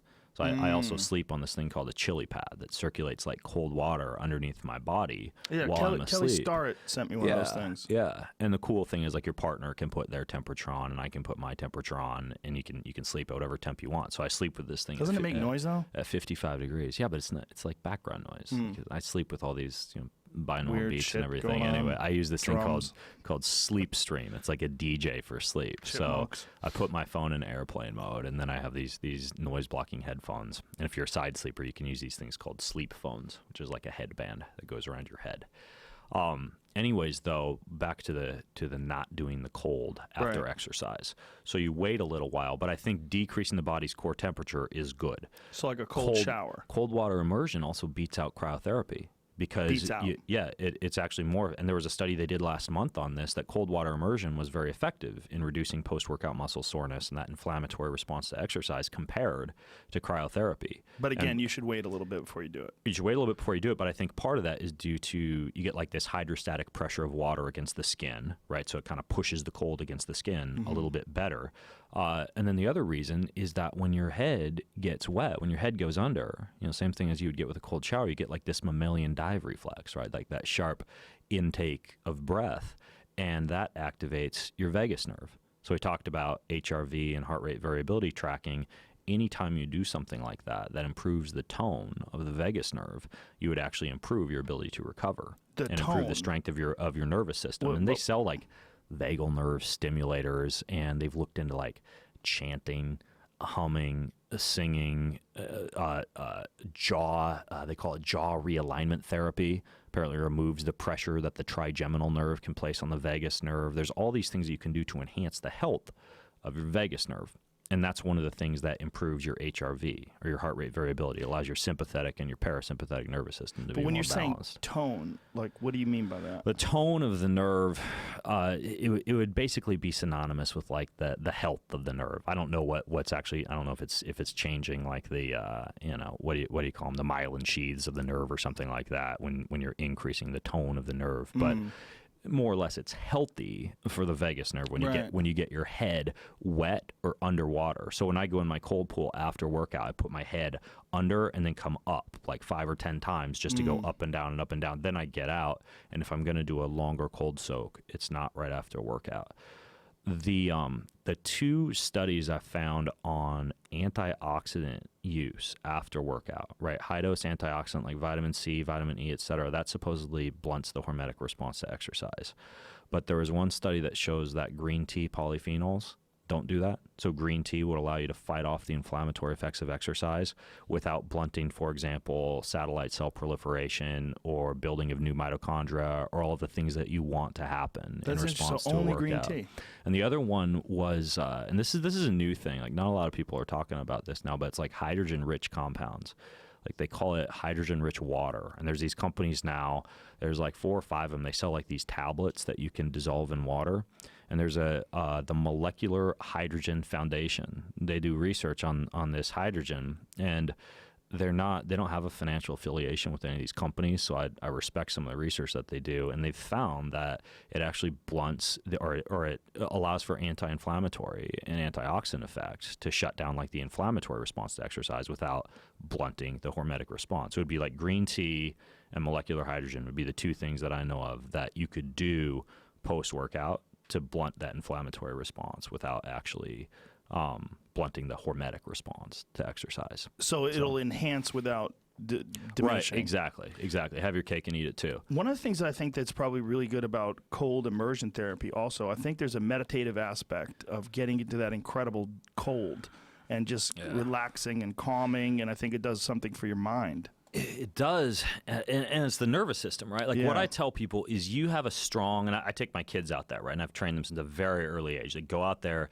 they jump in the cold pool, but they'll stand in front of the cold pool and calm their nervous system, calm their heart rate. I'll have them like one of them visualizes a sea otter, right? And the other one does a polar bear. So they'll visualize these animals that are just like impervious to cold, right? And then they get in the water and they know there's no sharp intake of breath. There's no like people do when they take a cold shower a lot of the time. If you can get your body to that point, I think that it probably has it's a good indicator that you're building that nervous system resilience, right? Like if you can just get in cold and not freak out. Right. So that's what I think think people who do cold should train themselves to be able to do. I've heard that argument about the sauna as well, that it also builds like a mental toughness to be able to just sit in there and calm yourself and get used to the adverse. Get to the point where you want to bang down the door and climb out. And that's what I like to get myself to in the sauna, because obviously you get a bigger expression of heat shock protein and more blood flow when you get really hot. But yeah, there's a mental effect too. Same thing with the water. I was talking about that book, the book Deep, and how I got into like free diving and spearfishing. How deep are you which going? I think you would love. I would love. As a bow hunter, dude. You would. I told you I'm gonna go hunt. Well, Aubrey was telling me that's like hunting underwater. Yeah. Actually, yeah. Aubrey and I spearfished in Kona last year. He and Whitney and I went down there, and we were just using like the little 3-prong guns. It wasn't full on like 80 feet deep, big ass guns after tuna. After tuna? Jesus Christ! People go out there like deep. I've never done deep. Like I'm not good enough. Want like to be underwater attached to a tuna. Well, what you do is you have a reel, and the reel is attached to a float. Right. And so after you shoot and you spear a big fish like a tuna, it's not dragging you; it's dragging the float. Oh, I see. So all you have to do is wait for that float to pop back up wherever it's going to pop up, and that's how. But I haven't done that. But that's like on my bucket list. Big time. I'm going back to Kona. Big tuna. I'm going back to Kona in April, and that's going to be more shallow water spearfishing. And we're going to hunt for scrub cattle, sheep, goat. The pig there's amazing. They have scrub cattle in pig, Kona? Yeah, and the pig feed on like macadamia nuts and avocado and explain mango. to people what scrub cattle is. I don't know what a scrub cattle is, but apparently it tastes amazing. What scrub bulls are, they're essentially domestic cattle that have gone feral. So sometime in the past, whether it's 10, 20 generations back, whatever it was, they busted through some fences and now they're wild. And in Australia, they hunt them, and they're very dangerous. Apparently, they are the most aggressive bulls. Bring it on. I can't wait. You got to be real careful. One of Adam Greentree's buddies got gored real bad, and he had to be medevaced out of there. He was in the northern country. I'm just gonna play a shitload of techno hunt. I'll be ready. So the book. I read this book by James Nestor, and I had him on my podcast. I'm like, dude, I want to learn how to do this. I want to learn how to like compress the spleen and go under, and learn how to hold my breath and get all these nervous system benefits. How to compress the spleen? The spleen just gets compressed. I want to learn how to get deep enough, because I couldn't, even as an Ironman triathlete, I couldn't go deeper than 15 feet without freaking out, because like my ears would get the pressure in them, and I could do the, what do you call it, the when you equalize, not the Frenzel technique, but it's the when you go I'm forgetting the name of it. Pop your ears. Yeah, the pop your ears technique that most people do when they get into the water. But there's another technique called the Frenzel technique, where you'll pull it's like. And so you're doing it. You see, like your nose go. See how my nose goes out like that. If you do that, you can equalize it like 20 feet, 30 feet, 40 feet. So I said, who can I go learn from? He's like, you got to go see this cat down in Fort Lauderdale named Ted Hardy. Of course, Florida. You got to go back to Florida. Everything. Dicks, absolutely. Spleens. Dick shocked. Do the stem cells. Go learn how to do the spleen thing. So I go to. Fortunately, my grandmother lives in Florida, so I have a place to stay when I go there. So there's that, at least. And I take this freediving course, and he gets me from holding my breath for about 1 minute and 45 seconds. He got me up to 4:45. 4 minutes and 45 seconds. Took me from 15 feet over 5 days down to 80 feet, where you're like, you actually, they put a rope in the water, and you go vertical, and you have like your, the big fins. Like you have the big fins, and you have the mask. How long are those? I've seen those on people, but they're like half as long as that flag. What's that like? Wow. Like 3 or 4 feet. But they're like these big carbon fins. And I said, dude, just tell me all the best things to buy. And I contacted the editor of Spearing. They're carbon, so they're stiff. They're carbon, they're stiff, and you just swim so fast in them. And I contacted the editor of Spearing magazine and asked him, what's the best gun to buy? What are the best fins? So I got outfitted with all this stuff, and then I went down there, learned how to hold my breath, learn how to equalize, and now when I spearfish, and I still, again, I haven't got to the point where I've gone, like I go after the grouper and the parrotfish and like the little ones. I haven't gotten to the point now where I'm hunting the big fish. Groupers can get pretty fucking big. Very similar to I know the very first time I went after them, I got 2 groupers at once, and apparently it wasn't grouper season, so they had me put them back. Yeah, it's not as big of a deal as like if you shoot an elk and you don't have a tag. I mean, like, but yeah, they have a grouper season. I mean, not put them back. I didn't like take them down to their little grouper nest and tuck them away. But they're dead, so you can't. Alone. Yeah, you just can't keep them. Yeah, you just leave them. That seems ridiculous. Well, I mean, they just didn't want to get fined. Yeah, they didn't want to get in trouble. Right. Right. So anyways, though, spearfishing, amazing, and this whole like free diving. You know, we got on this topic from the float tanks. Similar experience. Like you're just at peace under the water. You're not wearing all the scuba equipment, so fish swim up to you, and you can kind of like lay on the bottom of the water and, you know, shoot something as it comes. And I go with my kids, and they like sit on the shore with like buckets and knives, and you know they'll help brain the fish, and then we take it back, and you have like fish cook-offs, and it's amazing. It's very similar feel to bow hunting, except it's like that peaceful setting in the water. It's probably intensely physical too, right? Well, it's a great workout because you're not only are you cold, so you're getting all the benefits of cold thermogenesis. You know, like the white adipose to brown fat conversion, and the shivering, and the calorie burning, and you know the angiogenesis and all the stuff you get from cold. But then you're freaking hunting, right? You're not sitting on the edge like with a fishing pole over a boat, which I find intensely boring. You're actually in there, and you're doing it all while you're holding your breath. Fish, doing it all while you're holding your breath. No scuba equipment, and people will do like I do breath hold walks.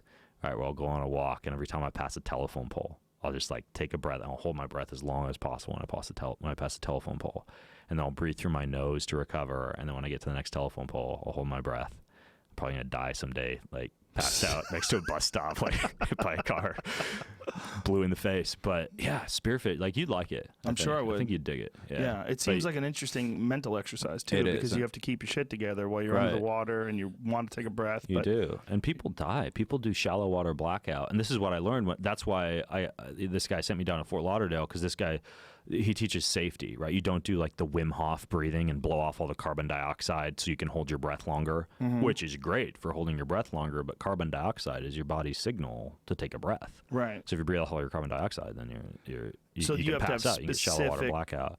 Techniques. So for example, you're floating on the water before you're going to take a dive down. So you're kind of like watching the water, you're watching the fish, and you might do like a 2-count breath in, 1, 2, 2-count hold, and then 10-count breath out, 2-count hold. And you're just like getting the heart rate down, you're getting the nervous system calm. You're not even supposed to do like a lot of caffeine, which jacks up the nervous system and causes you to not be able to hold your breath as long.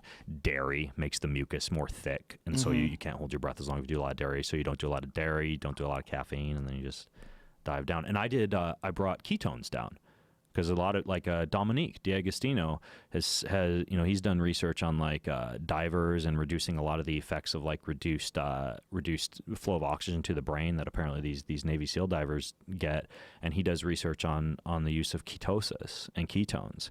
And one of the days that we were out there, I actually took ketones, and they increased my breath hold time just using like these exogenous ketones. Really? So apparently they have an effect as well. I don't know if it's because the brain is using more of the ketones and the glucose, but they increase breath hold time.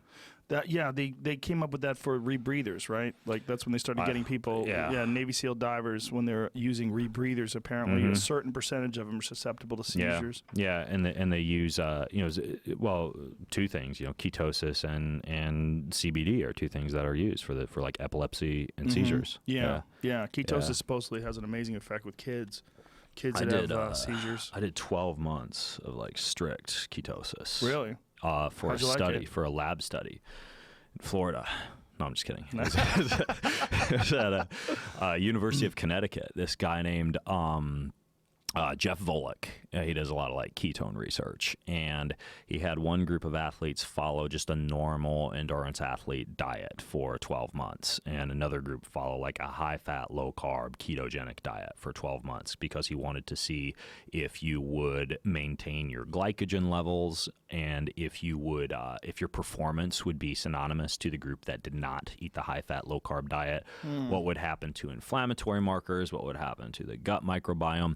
So, but he wanted, like a lot of these studies on high-fat, low-carb diets, they'll follow people for like 2 weeks or 3 days and have them eat like high-fat, low-carb, and then see what happens when they go jam on a bike for 30 minutes or exercise. But they wanted to do like a long-term study to see if the body can adapt to burning fats as a fuel with long-term utilization of a high-fat diet, which I don't do anymore, by the way. I save all my carbohydrates for the evening, then I eat a bunch of carbohydrates in the evening. Like what kind of carbs do you eat? Oh, like red wine, dark chocolate, tubers, starches, yams, sweet potatoes. You know, my wife's a cook, so she does like this amazing like slow fermented sourdough bread, which like pre-digests all the gluten and lowers the glycemic index. And it's like pretty much quinoa, amaranth, milk. I don't follow a specific diet in terms of like restricting certain food groups. My philosophy is you just make them digestible, right? Yeah, so I've they read say that like, about eating carbs at night, that it's a good thing to relax you as well. Well, technically, you're more insulin sensitive in the morning, but you can make yourself more insulin sensitive in the evening. And the advantage of that is if you consume a bunch of your carbohydrates in the morning when you're in an insulin sensitive state, what are you going to rely upon as your primary fuel during the rest of the day? Carbohydrates, right? Instead of teaching your body how to be a fat burning machine and tap into fats and generate ketones. So you save your carbohydrate intake for the end of the day, but I also save my hard workout for the end of the day, which is when your body temperature peaks and your grip strength peaks, and you can do a hard workout. Anybody who rolls out of bed and tries to do a CrossFit WOD versus doing it, 5 p.m. in the afternoon knows this. Like, you can do a pretty good hard workout, like in the later afternoon or the evening when you're warmed up. But that also upregulates insulin sensitivity and the activity of these GLUT4 transporters that can, shove glucose into muscle tissue, for example. And so then you can have your cake and eat it too, right? You create your own insulin sensitive state. And then you go off, and typically I'll finish that workout around like 6:30, right? And like I mentioned, I don't eat dinner for a couple of hours after the workouts. Like 8:30, we sit down to a family dinner, and I'll just eat as many carbohydrates as I want because I'm in an insulin sensitive state by the next morning. And I tested this for a while. I did like the blood ketone and the breath ketone testing. I'm back in a fat burning state by the next morning. But that's interesting. Even with the bread, I've also replenished my glycogen stores in my liver and my muscle to be able to do the next day's hard workout, right? So I like this strategy for athletes because they can get all the benefits of a fat burning state, the reduced free radical production from excess glucose intake, the reduced glycemic variability, which is honestly it's a pretty big marker for, in my opinion, like your risk factor for a host of chronic diseases, like spiking your blood glucose multiple times during the day. So instead, you just don't eat carbohydrates all day, do a hard workout at the end of the day, and then have your carbohydrates to replenish all your energy levels. Then you go into the next day. And then what's your primary food source during the day? Like, what do you have like standard foods that you choose? We have a lot of like really good wild plants that grow up on our land. So I have 10 acres up there in Washington State. And we've got like wild nettle and mint and plantain and Oregon grapefruit and comfrey and all these amazing plants. So we also have 8 raised garden beds where we grow kale and bok choy and Swiss chard. And so, do you raise them so that they're not as susceptible to ground frost? Or like, well, when you raise a garden bed, you can just add whatever type of soil that you want to it versus digging down. Because my wife does a lot of composting. So we have chickens and goats, so she uses a lot of the dung from the chickens and the goats and the leftover food from inside and does composting. And so we use a lot of this in the raised garden beds. I started gardening this year indoors. I'm growing something called Spilanthes, which I can tell you about later. It's amazing. I found it in Kauai. But what I do during the day is eat a lot of wild plants, right? So I'll come in, when I'm coming in from like that cold pool in the morning, I'll like gather some plants and I throw those in a blender with like some fats like coconut milk or coconut oil. I'll do like some bone broth and some lemon, because when you mix vitamin C with collagen, you make the collagen a lot more absorbable. So I'll mix the vitamin C with bone broth. I'll put that into the blender, a whole bunch of superfoods. I'll blend it for like 2 minutes. Because if you blend it for a long time, it gets like a texture like a Wendy's Frosty. So it's like, and you can like eat it with one of those long. You've had a Wendy's Frosty before, right? You look confused. No. When I said Wendy's Frosty, I'm like, it's strange that it. What kind of horrible life have you led? What did your parents do to you? You never had a Wendy's Frosty. So it gets like this Wendy's Frosty like consistency. It's just a bunch of wild plants and fats, and I put like that stevia in there. I put a little bit of cacao in there. Sometimes I'll do like a little bit of whey protein, like a good like grass-fed whey or some kind of protein source, and then I put like crunchy things in. So I put it all in a bowl with a spatula. Crunchy. Yeah, like coconut flakes and cacao nibs, and like I use like these little spirulina and chlorella tablets. And so it's like eating it's like when you go to a yogurt store and you get the yogurt and you get the toppings on top of it, but it's like this amazing ketogenic superfood rich meal.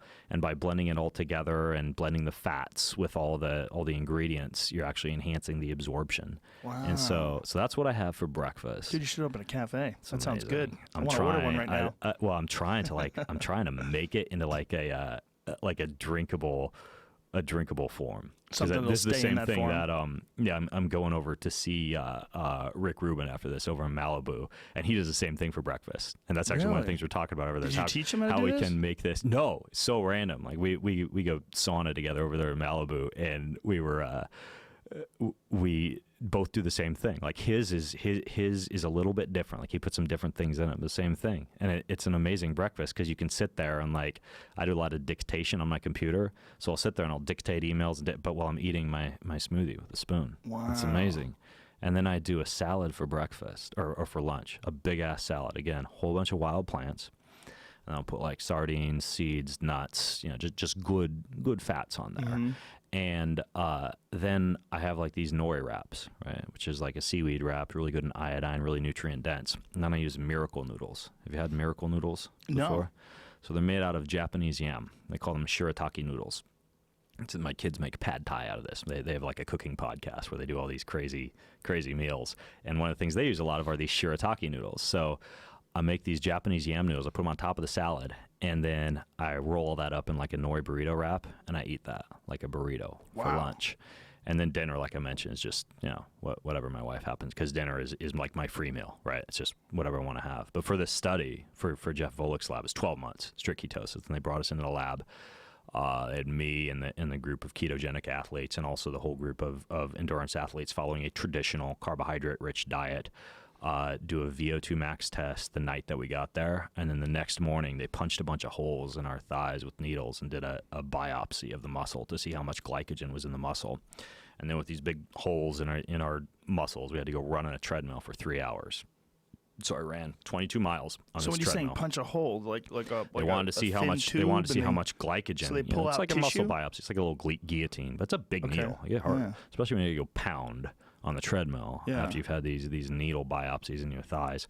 And then they did fat biopsy because they wanted to look at fat content up on either side of the hips. And then I ran for 3 hours on this treadmill, and it was horrible. There was like no TV. There's no it was like it was a white wall on the treadmill, but and I was hooked up to like a a blood collection device because they wanted to see what was happening with the blood. A Walkman. What am I in the 90s? Yeah, I had a Walkman, and I had my How'd that even come out of my mouth? My aerobic socks on, like Jane Fonda. Back in the day. Exactly. Yeah, and my running. So you just running for 3 hours staring at the wall? Yeah, just run for 3 hours. That's got to be the worst part of it. It's horrible. Yeah, I didn't know going in. I walked in the room and I'm like, oh shit, because I would have brought something to watch. But I ran, and they were testing fat oxidation rates at rest and at exercise. So I'm wearing this mask. It does what's called indirect calorimetry, where based on the carbon dioxide that you breathe out and the oxygen that you consume, it approximates your carbohydrate and your fat burning rate. It's kind of like the gold standard of metabolic testing in laboratory testing situations, like in an exercise physiology lab. And so you're testing how much fat you're burning during exercise, how much carbohydrate you're burning during exercise, something called your respiratory exchange ratio is what it's called. And the prevailing research in the literature suggests that you can burn about 1.0 grams of fat per minute during exercise. Like that would be about how much fat you would burn, 1.0 grams of fat per minute. Well, when they tested, this is called the FASTER study, FASTER. They found that the folks who followed a high-fat diet, like me and these other people who were eating high-fat diet, we were burning 1.5 to 1.7 grams of fat per minute during exercise, during this 3-hour treadmill run. We had no deficit in performance. Our VO2 maxes were just as high, and we maintained our levels of muscle glycogen. And so basically there was we didn't go any faster. Well, I'm not saying like a ketogenic diet is going to make you better at endurance sports, because I've never seen any evidence that that's going to happen. But we did go just as fast. And we actually turned our bodies into fat-burning machines over the course of 12 months. It was actually a really cool study. So the benefits would not be necessarily performance, but the benefits are more health-wise, the benefits would be, cancer, it's like, prevention. A lot of people, like they get gut rot and fermentation from eating a lot of fermentable carbohydrates. Some people get small intestine bacterial overgrowth. Some people get blood glucose fluctuations. You see you see it drop in what's called the first phase insulin response. Like normally you're supposed to produce a lot of insulin when you eat a meal, or at least enough to be able to shove that substrate into storage tissue. And normally you'd be able to produce this, and by getting a lot of glycemic variability during the day, you eventually produce insulin insensitivity, right? Like you don't have that normal first phase insulin response. And you can restore. You can use things like bitters and chew your food a lot, and strength train before you eat a carbohydrate rich meal, things like that. But ultimately, it's more of like a health and longevity thing. It's not like eating low carbohydrate makes you faster. It's just that you avoid a lot of the potential health issues that would come with a large amount of glucose fluctuations. But there's exceptions to that rule, right? Like you could go get your genetics tested and you might find out you have, let's say, familial hypercholesteremia. Right. In which case, if you eat like a ketotic diet, you'll produce a lot of like oxidized, and you'll see people with cholesterol like 400, 500, and really high LP little a, and all these issues with a high amount of fat consumption because their bodies are unable to deal with that amount of cholesterol. That's a big point. Like and we really can't stress that enough, is that human beings vary so widely. A huge amount. Like, there's a great book that Brian Callen turned me on to that I'm reading right now called Sapiens. So the origins of human beings. It's completely fascinating. It's crazy. There's another book called Biochemical Individuality. It's like an old book, but I was looking through it. It's fascinating. Like there's like 12 different shapes of the stomach and like 7 different ways that the heart is shaped. And certain people will excrete copious amounts of vitamin D and need a lot more vitamin D intake. And other people develop vitamin D toxicity in response to like the 2,000 or 4,000 international units that a lot of people are popping these days. Certain people develop high cholesterol and high triglycerides and high inflammation in response to a ketogenic diet, and some people don't. And so like we live in an era where it's like it's cheap to get your genes tested, and it's only going to get cheaper.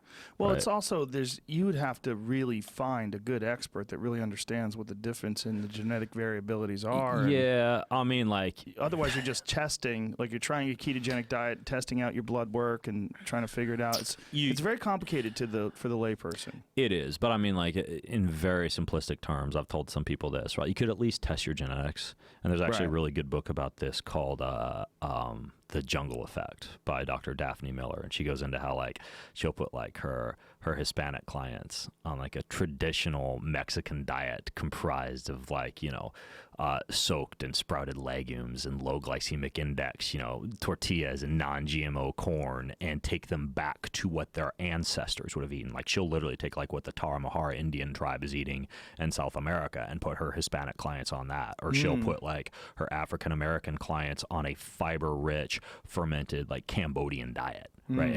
And you could easily do, like, it's not rocket science, right? You go get your genetics tested, you see where your ancestors came from, and you try to approximate what, and obviously we're a genetic melting pot in America, and there's going to be some people who are just like, oh crap, I come from Japan and Europe and Ethiopia, like there's some people who come from all over the place, in which case you would have to take a deeper dive, right? You can get blood work.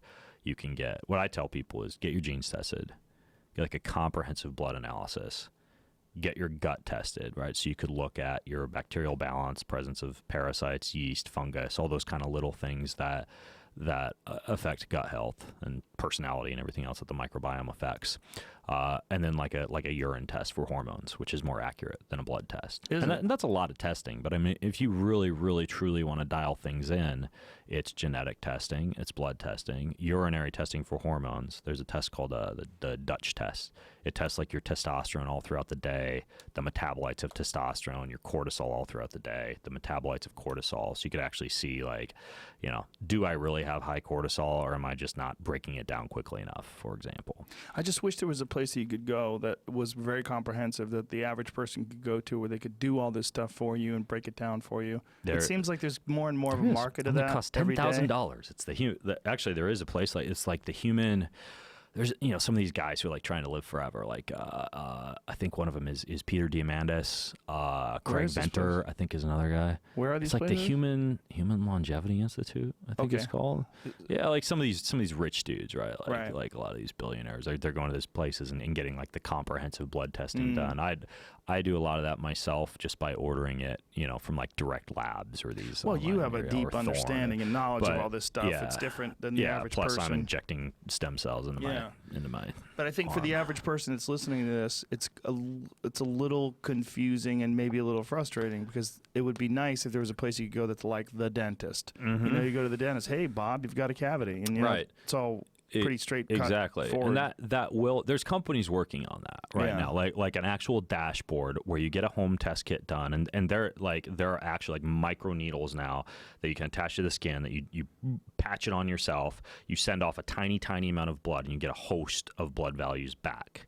And then you would be able to see like what you have deficits in. And I could totally see them pairing that with like food delivery companies, or like, you know, even just like printouts. So like, here's your protein carb fat ratio.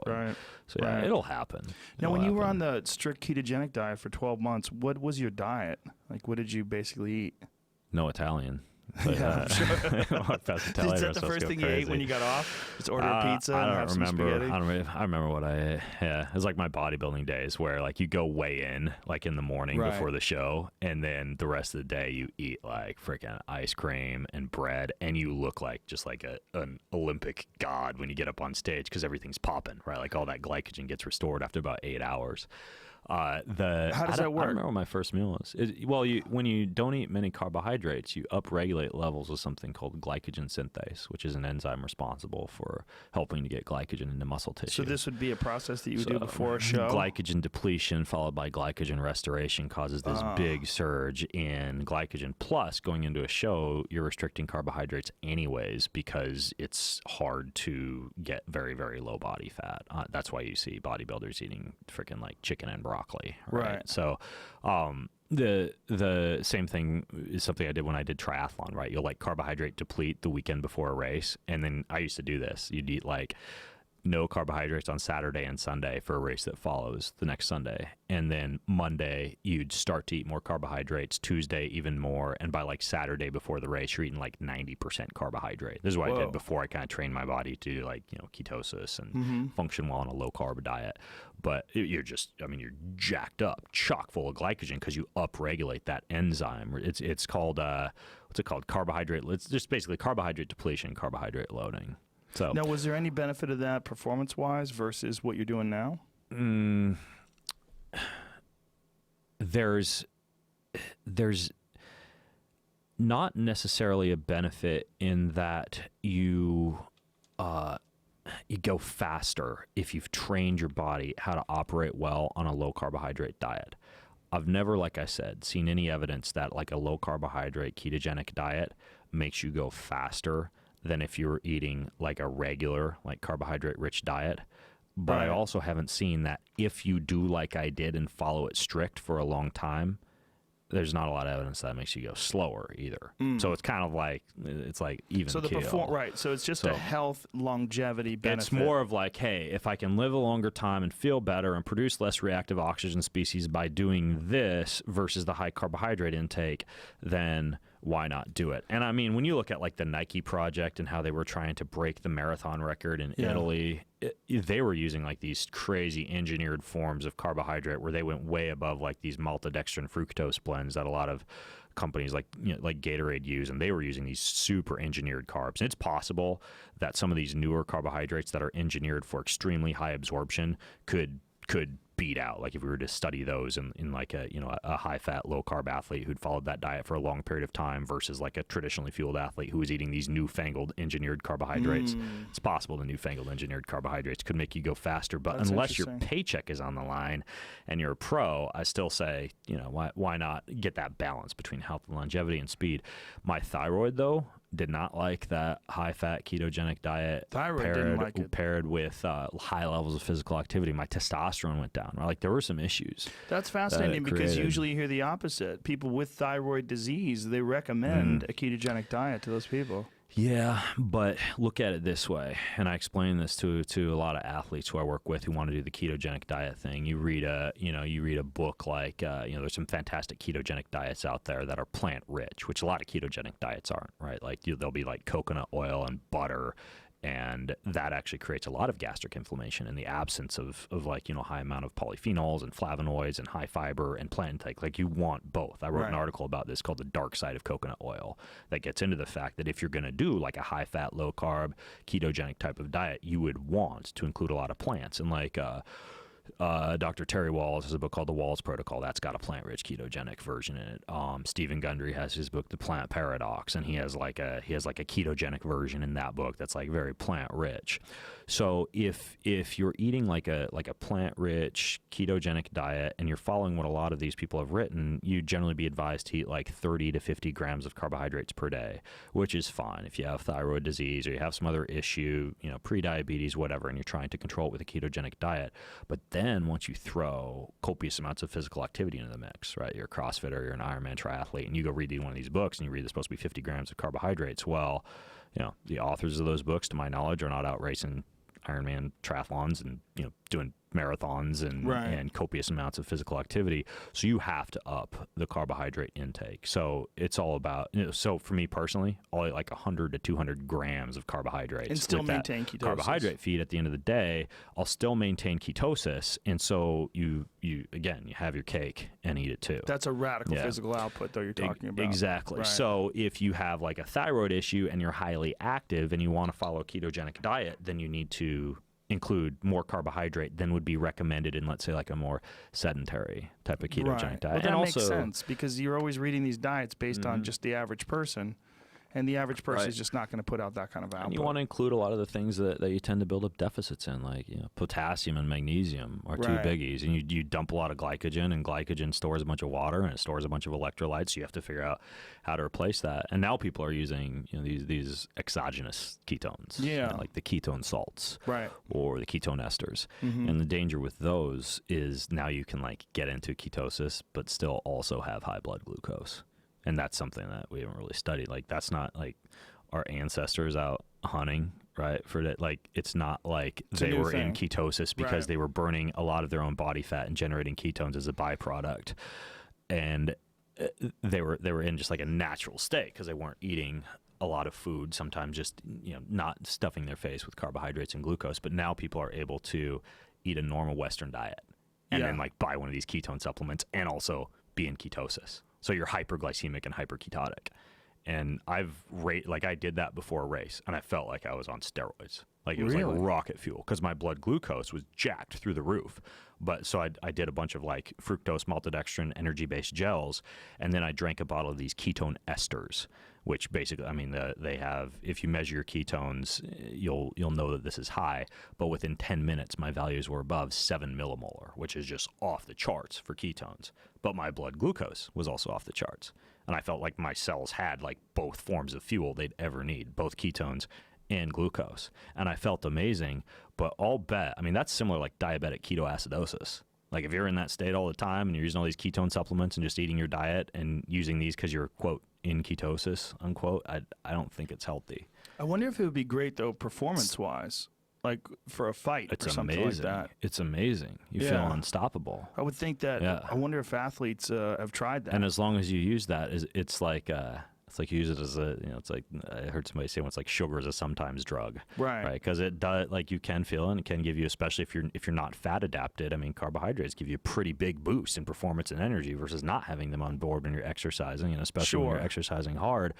And this would be like that, right? Like, if you were to use that as a sometimes drug and be careful with it, I could see that being a huge, like, huge what kind of a bump were you getting?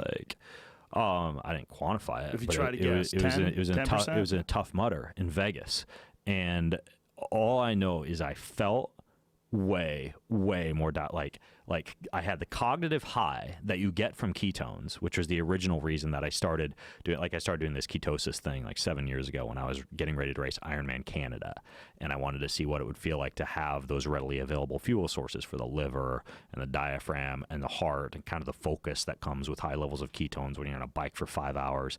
And I had that when I took these exogenous ketones, but then I also had all the energy that you get when like after you've had like a candy bar, right? So yeah, your high blood sugar and high blood ketones. So you just feel focused, but you also have high levels of energy. That sounds amazing. So that's scary. I hope it's good amazing. For you. Just like the stem cells in the dick, right? Like, it's amazing. I hope it's good. I hope I don't die. Yeah. That sounds like, though, if you were doing a big event, and if you didn't do it up to I like what you're doing is in terms of diet wise. It seems like it makes sense. You've got a really good balance.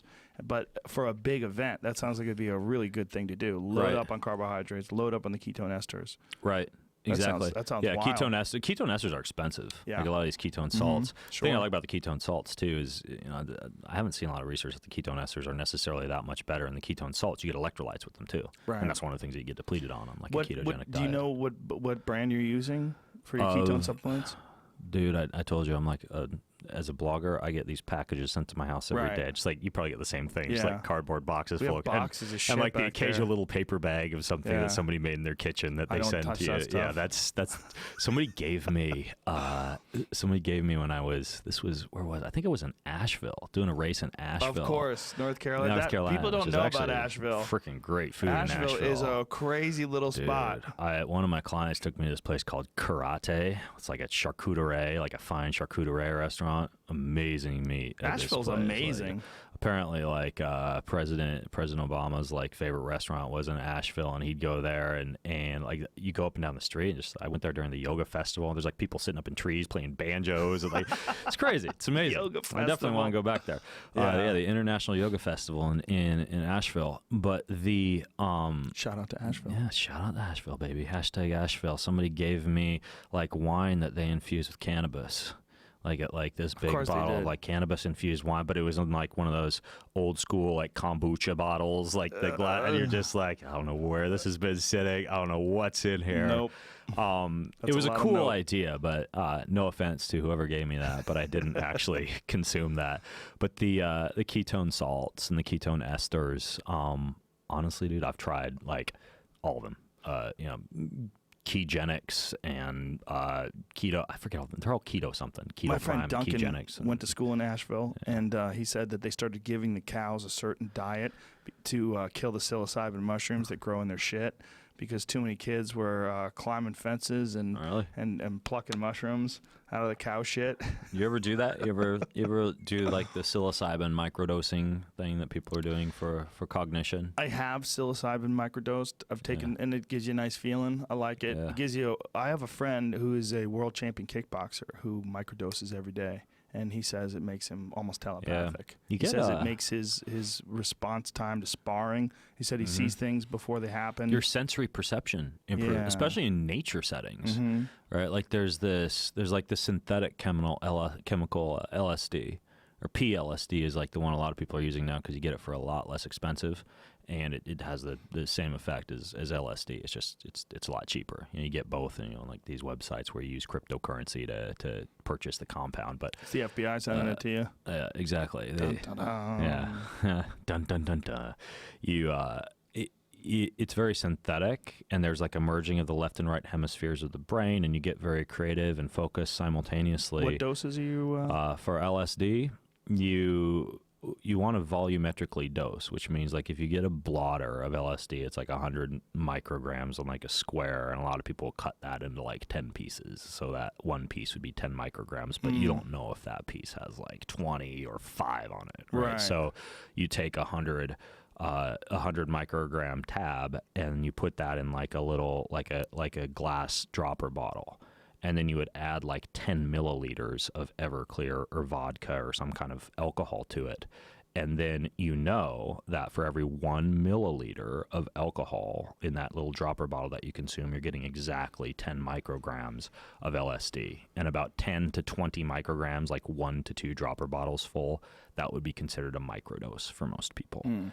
But you don't, like, returning to psilocybin produces like this sensory perception, very natural feeling improvement in your cognition and your senses. That it just feels more natural, right? It's like you would take it before you go on a hike, or you would take it when you're in like a very natural, like a nature setting. Like, for something like day at the office, like it seems like LSD is like a more natural choice. But psilocybin is really interesting for like nature-based setting, hiking. Well, the thing about it is you feel like you're getting readings from trees and plants Yeah. You get a weird feeling from them that you don't normally get. Like, oh, now I'm tuned into whatever frequency you guys are operating on. Yeah. And they feel alive. Yeah. Whereas trees just feel like trees normally. I walk by, like, they look beautiful, but I don't feel them in the same sense. Right, exactly. And I mean, you don't want to make yourself dependent on finding a tree beautiful by whether or not you have psilocybin. It's not even a beautiful thing. In your bloodstream. It's like it's communicating with you. Do you know what I'm saying? Yeah, it's like you feel like they're giving you information. You save it for those settings when you want nature to be really special. Yeah. Because my wife gives me a hard time sometimes. She's like, why do you got to take psilocybin before you got to go on a hike? Like, why don't you just go on a hike? And I tell her, sometimes it's more interesting. Sometimes you see things you wouldn't normally otherwise see. So, but I go to bed and I've got like my binaural beats and my sleep mask, and I've got like that little grounding, earthing device under my body, and my Chilli Pad, and blue light blocking glasses, and I get in bed with all these wires sticking up out of my head. And my wife just gets in bed and just like sleeps. She's got nothing on her side. So we're very yin and yang. Yeah, well, you're so involved. Like everything you're doing, you're very involved. Yeah. Does it ever feel overwhelming that you have all this stuff? I mean, obviously it's what you do. No, because you systematize it, right? Like when I walk into my office, it's not like I'm spending 20 minutes like turning on the Juve light and putting on the essential oil diffuser, and I've got like this device that creates like special water that you breathe. Well, it humidifies the water that you breathe while you're working, and I've got like blue light generating devices on the ceiling and all this stuff in my office. But when I walk in there, it's just like click, click, click, and I go to work, right, with the thing on my head or whatever. So it's once you systematize it, it's not exhausting. It's not like you're doing a lot to actually improve your body or, let's say biohack your body while you're at work. A lot of this stuff just becomes systematized, right? It's like putting on your pants in the morning. That biohack word is about done. I'm about done with that word. The biohack word. It's so beaten up, that word. Now, what I would consider to be biohacking is, these dudes that like inject chlorella into their eyes so that they could get night vision. What? You should pull that up. Or like Kevin Warwick, like he was like the original cyborg guy who got like a chip implanted underneath his skin, or the people who will inject like magnets in their fingertips to be able to interact with devices. So they would use the human body as what they call wetware and then install hardware. And like, to me, that's a true biohacker. For me to blend like curcumin with olive oil and bone broth and vitamin C in my smoothie, that's not like a biohack. That's just like health. It's just like making a meal, right? Like it's like cooking.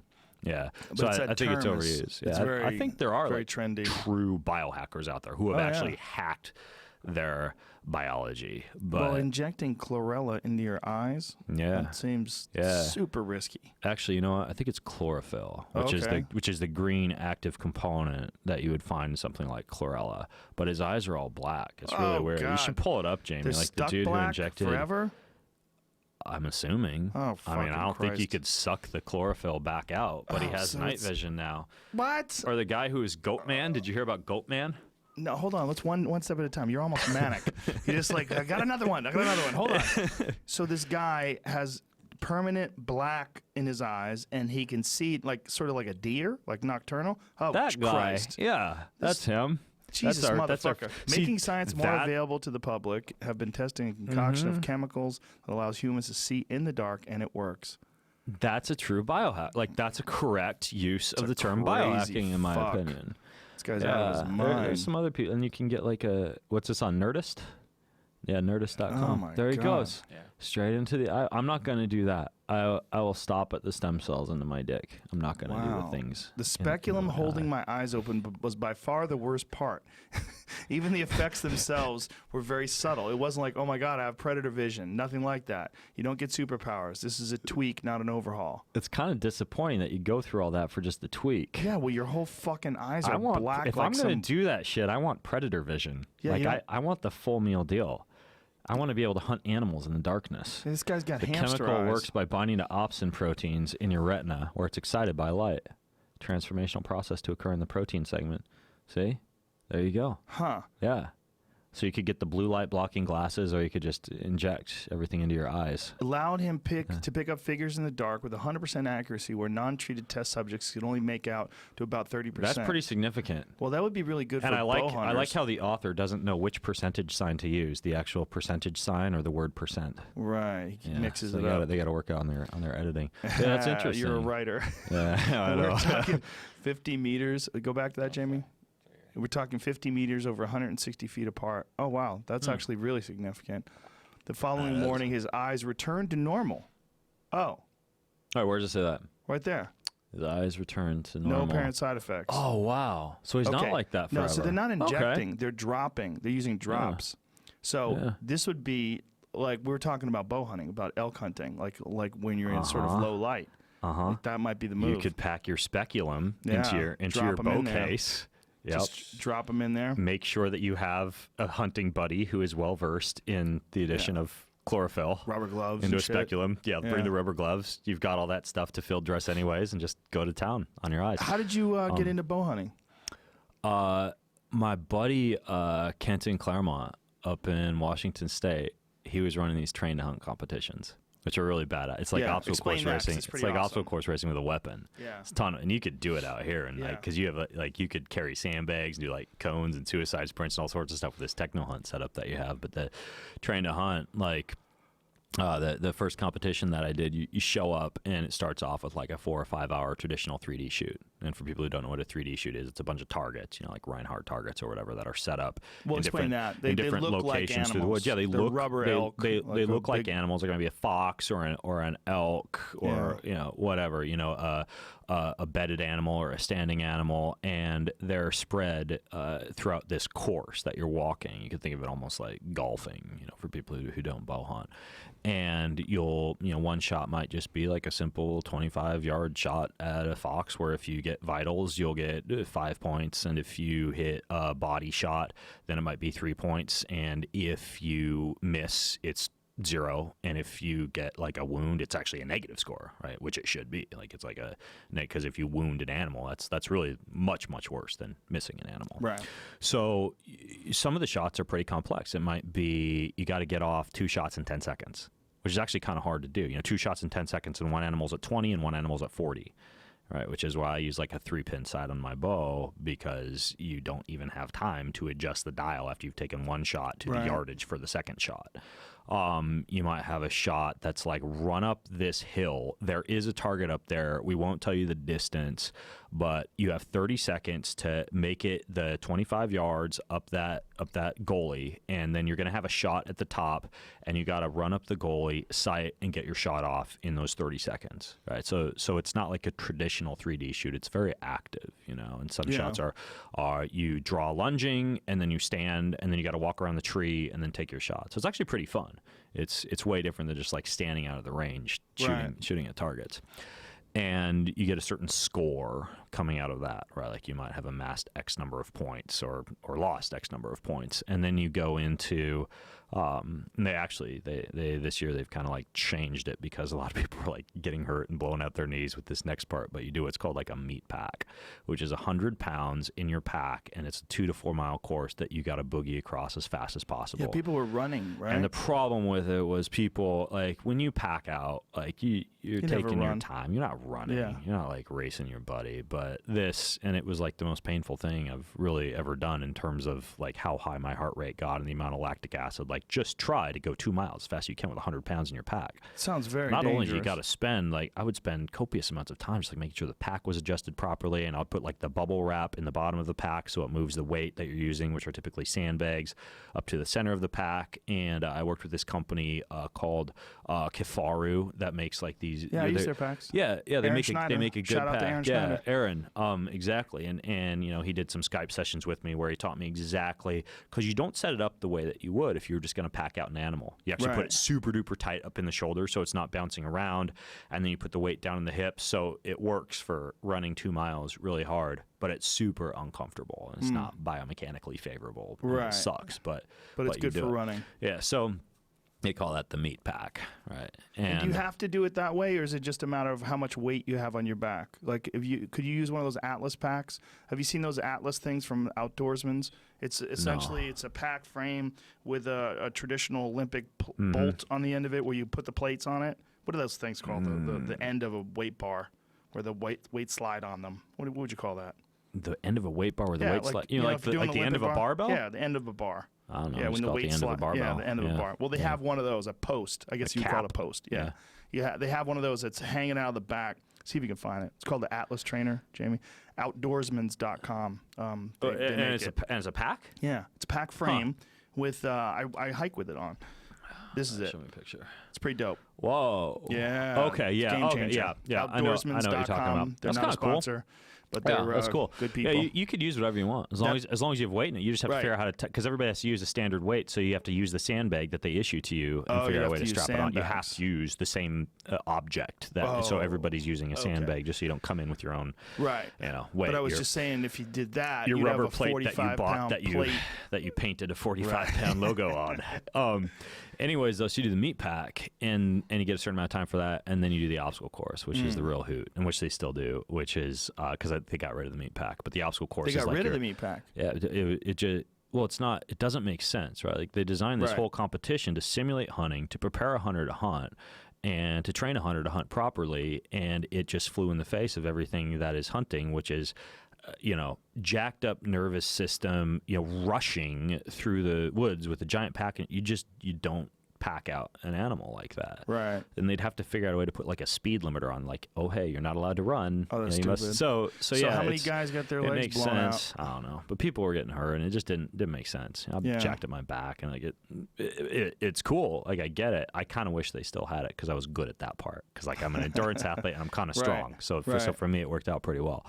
And then they have the obstacle course, which is like crawling under barbed wire, stand, shoot. And then you're doing like, like sandbag over the shoulder, 20 reps, shoot, 30 burpees. And for the obstacle course, you have a 50-pound pack or a 40-pound pack on your back.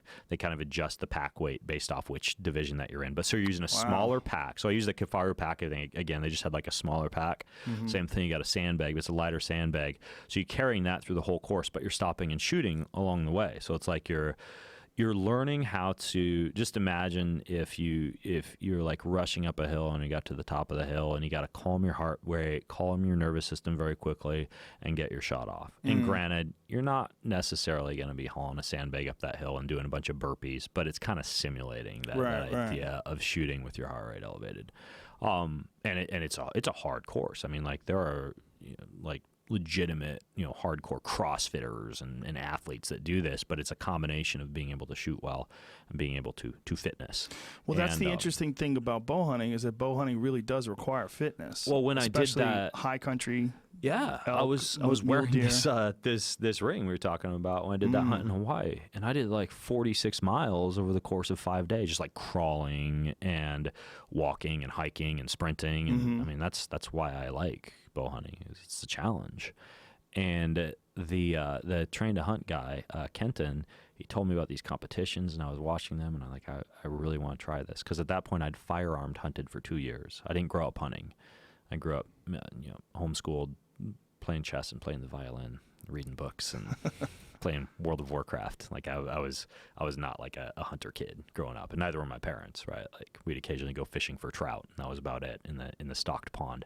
So hunting was new for me. I'd been hunting for 2 years, totally self-taught. Like I field dressed my first animal with the little YouTube video on the iPhone where I'm following along, and I've got my knife and I'm watching the video, because that's the way being homeschooled, right? Like I like to teach myself things. I just grew up as a very independent learner, so all of my hunting was self-taught. That's a great benefit. Yeah. There are drawbacks to being very resistant to learning from others or having mentors. I think that you also don't play well with others, right? Like I grew up when I got to college, I was very poor at like the team activities. Weren't socialized. I was very good at creating, at leading, at thinking outside the box, at kind of being a lot more independent, right? Well, that's fascinating, because that's what you wound up doing. I mean, that's what you do. It is what I wound up doing. And also I read a copious amount, I wrote a copious amount, and that's still what I do, because that's what I kind of grew up doing, homeschooled. And it was really tennis that got me into fitness. Like I played tennis in college, and I got big into tennis in high school. And in Idaho, where I was at the time, there's a rule that homeschooled kids could play sports at the local public school. So I played tennis, and that really got me into sports. And then I studied exercise physiology and biomechanics in college, and here I am. But what was that like, going from being homeschooled to hanging out with public school kids? Really awkward.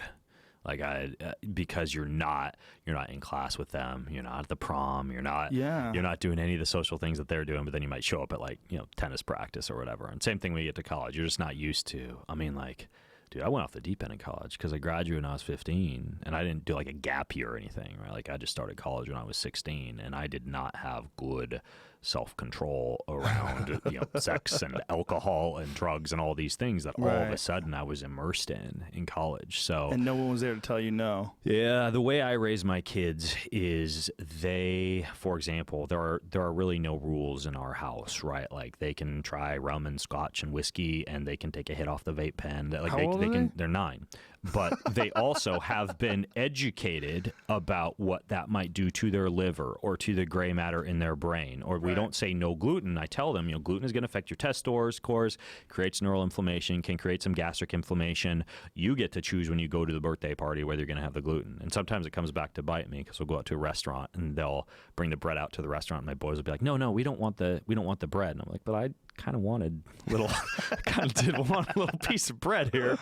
So I think that's a better way to raise a child, right? You educate them about the consequences of their decision, and then you let them make the decision themselves. You equip them rather than creating a bunch of forbidden fruit, which is the way that I was kind of raised, right? So yeah, it was a little tricky, the whole college thing. But back to bow hunting, it was this train hunting. And Kenton came over to my house, and I asked him about kind of like the spearfishing, like what's the bow, what release do I get, what arrows do I get, how do I do this? I went to my local bow shop. I took some lessons in shooting, and then my first hunt. Where was my first hunt? Aside from my property, because I'm on 10 acres, we have a copious amount of whitetail, so I shot my first animal out there. My first major hunt was high country, Colorado. We did like a horseback hunt with a guide there. And that got me hooked. This was elk. Came back after 7 days with nothing. That was my very first hunt. So, and then my first actual kill was I hunted axis deer down in Texas. Amazing. Texas is crazy. Oh, man. I was telling you, they have like freaking zebras you can hunt down there. Believe me, I know. They have everything. I've hunted there. Came back and nilgai and African animals. And my wife bought us a sausage maker, and me and my boys made axis deer sausage and the backstrap, and it was amazing. And now they're little chefs, dude. Like that's cool. They made like bone broth, like made baked donuts out of breadfruit flour, and they used bone broth and colostrum, and they made like a cream cheese ginger frosting and a dark chocolate cacao frosting, and it actually tastes like real donuts. What was this from a recipe? Yeah, from a recipe. And they had like donut How'd they molds, find this recipe? and you bake them.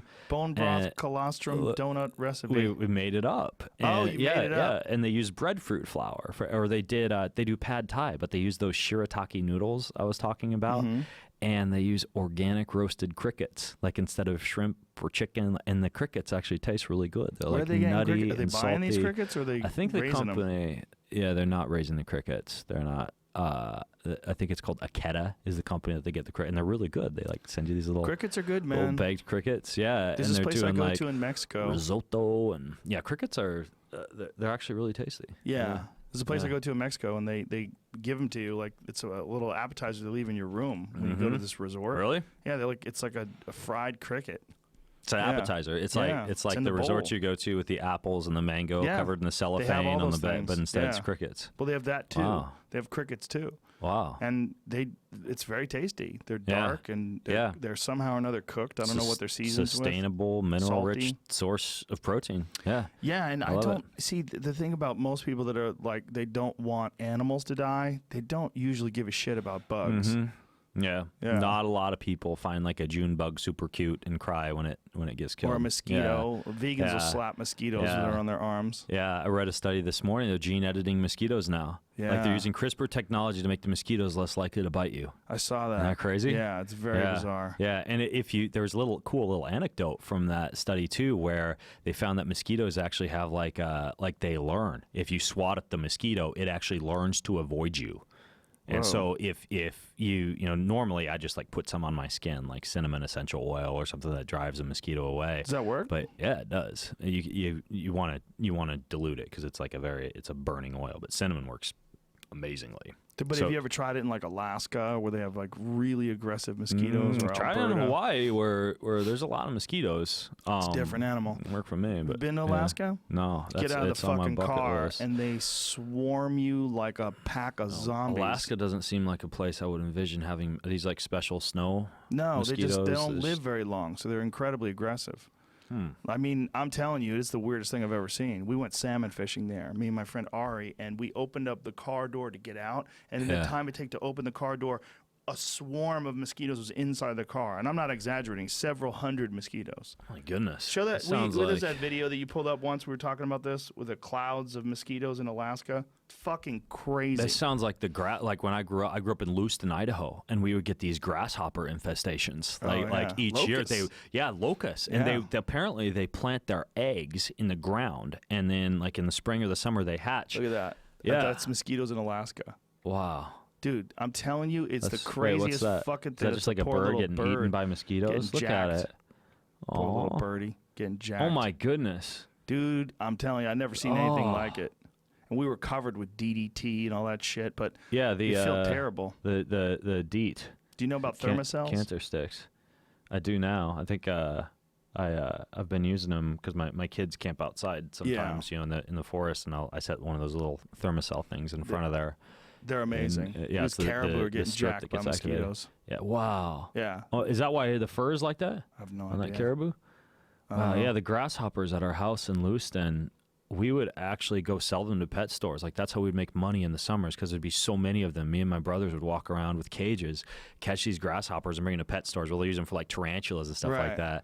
And then this army guy who's in the military came up to our house and he showed us how they eat grasshoppers. So we started eating grasshoppers, and we would everything. Like, we'd microwave grasshoppers, just figure out every way to kill a grasshopper. And the way that we got rid of them was we introduced praying mantis and chicken to our property. Oh, and both chickens of those are motherfuckers, yeah, so we introduced a bunch of chickens, and then we have chickens at our property up in Spokane now too. I have chickens out here. For eggs, yeah. Icelandic chickens. They're very, very hardy in the winter. Different. And then the goats that we have are Nigerian dwarf goats. And Nigerian? So, Nigerian dwarf goats. They're very small goat, and they produce a lot of milk for their actual size, and they're very hardy in the winter. Milk them? And they're small and they're cute, and we haven't milked them yet, because they need to be they have to be pregnant to produce the milk, and we've had some issues with like the babies dying, and like we're learning our goat game. However, we did have to tie rubber bands around a bunch of their testicles recently to neuter some of the males. Why don't you get them in front of that light machine? We're training the males to be pat goats. Yeah, put them in front of the light. So you have to neuter them, so you're killing their balls with rubber bands. Right, exactly. Yikes. Yeah, I've heard of dudes doing that. Look at those little cute humane guys. Oh, they're adorable. Yeah, those are little Nigerian dwarf goats, and we have like little tires. Look at them go. We have little tires that they play on. They're super hilarious. Cute. My kids love them. Jumping over each other. They named them after candy bars like M&M and Caramel and Milky Way and Toffee. And did you buy them just for pets, or did you buy them? We bought them originally for milk, because goat milk, it's very the protein is smaller. It's very thermodynamically compatible with the human body. Apparently, the only one that's better is camel milk. Really? There's a company out of California that was sending me camel's milk to my house for a while, and apparently it's super duper healthy for you, and the protein is smaller, more absorbable, and it's less hypoallergenic and friendlier to your immune system. Well, when my daughter was young, she could not digest actual cow milk. It just really didn't agree with her. But goat milk was fine. It's one of the things we found, and I started drinking goat milk. I feel like it just tastes better. You know what I like is the colostrum. You ever use colostrum? Oh, Jamie, We're just basically just like playing. What is this, goat yoga? Yeah, people do yoga with goats. They apparently find it relaxing. I to would have get these little so baby. That does not look relaxing. You're doing down dog, and you got like a cloven hoof. They like it on your cervical people vertebrae. Like it. It's really popular, man. I think I would get a kick out of that. It distracts you a little bit. This just that's white people. That's a white people this thing. looks like something people who've never been on a farm would do. They're like goats, yoga. Yeah, Seattle. Great. Yeah, exactly. Yeah, they go walk out of Starbucks with their frappuccino, and they go sit with the goats. Exactly. Yeah. Well, you've got a great system out there, though. It sounds awesome. It's a good you've got setup. Wild animals out there. It's a good setup. And then I have an obstacle. I built an obstacle course because I do all this obstacle course racing. Right. And you know what's cool is you can take all these little bow targets and you set them up around the obstacle course. So you like climb the rope and you come down. Right. And then you shoot your bow and then you move on. Is that how you to practice? Did you practice like standing still though and working on your form and doing that as well where you're not tired? Yeah, exactly. It's meditative. I would like to have John. It's very relaxing, Dudley very meditative. Sit down with you and go over this idea because you also trigger shoot. You're not using surprise release. I haven't. I took one class at my bow shop on surprise release, and I like it, and I get it, and frankly, I feel like there's a lot less strain in the shoulder when you pull back. Because for a while, I was getting like some of the shoulder, like some of the brachialis issues from pulling back. Why would it be different?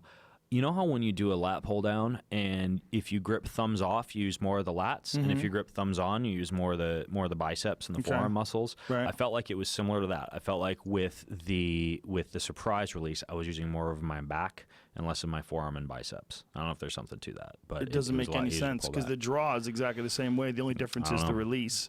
Yeah, it felt a lot different. The thing about archery is it's like martial arts in that if you learn the wrong way, it's very difficult to unlearn. Like when I was teaching martial arts, it was way better to get someone who was open-minded, who had never had any martial arts experience, versus someone who had many, many years in a shitty martial art. Because those people had these deeply ingrained pathways that were, whenever the shit would get weird or they would get uncomfortable or they'd get nervous, they would go back to their old technique.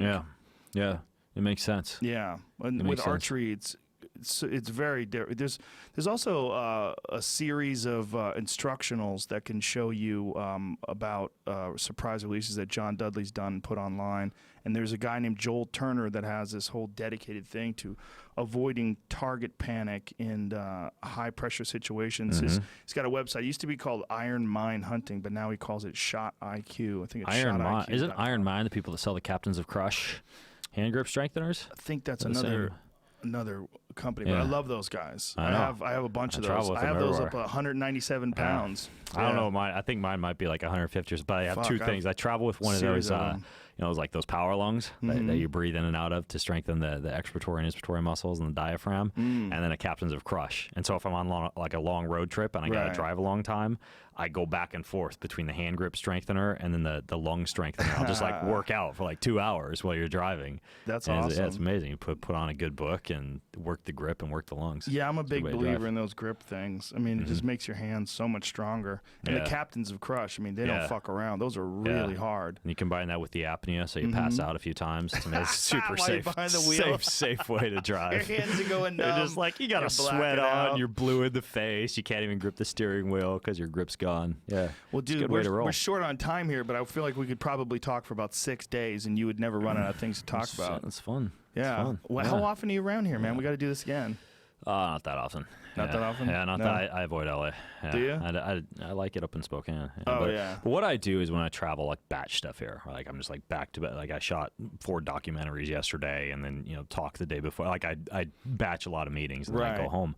So I'll go out to Malibu tonight, and then I'm gonna go do that human garage treatment on the 31st. And record talk a about that for a fly second home. because I've been following those guys online, the human garage, and it seems really fucking interesting. It's weird. What do they do there? It goes back and forth. Like I've had some people tell me like that it's like cultish, right? That because you go in there and you got to be like a member of their tribe, and they. But I have I've never experienced anything like that, and I'm not quite sure what people mean when they say that. That's also you have a big profile, you're a famous fitness guy. It might be they let you slide on the cult. I don't know, but I enjoy it. They like fill you full of like high dose curcumin before you go in, so your muscles just like melt. And then they have like 4 massage therapists working on you at the same time. And they taught me this, how like if one's like rubbing your head in a clockwise direction, but the other guy's mashing on your adductor with their elbow, you don't feel the mashing on the adductor as much because like the movement on your head is distracting you from that, and then somebody else is working on your leg. And they have like all these essential oils that they fill the air with. They're like special oils that cause you to relax and be a little bit more open to the deep tissue work. And everybody there like goes through a special I mean, I liked it so much. I flew one of their guys up to my house to work on me at my house. They're doing it right here? here? That's me. What is that? That's it. Is that there? Yeah, that's there. That's there. Yeah, exactly. That's Gary. And he like put on, the first time I was there, he was like working on my back, and he worked on my back by putting on a rubber glove. Hey. And like, where you going? I actually have had that intra butt massage. Okay. They work on it. They work on your pelvic floor. It's pelvic floor therapy. Inside your asshole. That gets tight just like anything else. So they go through your asshole to get to there. They go into your asshole. That sounds like something that a pervert would tell you. They do a lot of times for like women with incontinence. No, I had a girl down in Kauai do it. I was a Gabby Reese's trainer. Like she does like dry needling and intra-butt therapy. That rubber glove on there. And does it hurt? She had me buy like this glass tool so I could do it myself. So I do this. I go in through my butt and I do massage. And it sounds weird, but it actually glass works. tool? Why don't they make it out of metal? That shit gets tight. What if it breaks? Glass is smooth. I don't know. Hey, polish the metal. The fuck, putting glass in your asshole. Have you ever seen one of those Faces of Death videos? Isn't that like one of those? My roommates in college used to rent those. It seems like that horrible. Would be a way someone would die. No. There's a video of a guy who stuck a bottle up his ass, and then the bottle breaks. It's one of those. No, I stop at THC suppositories and actual proven deep tissue devices. Yeah, glass rods.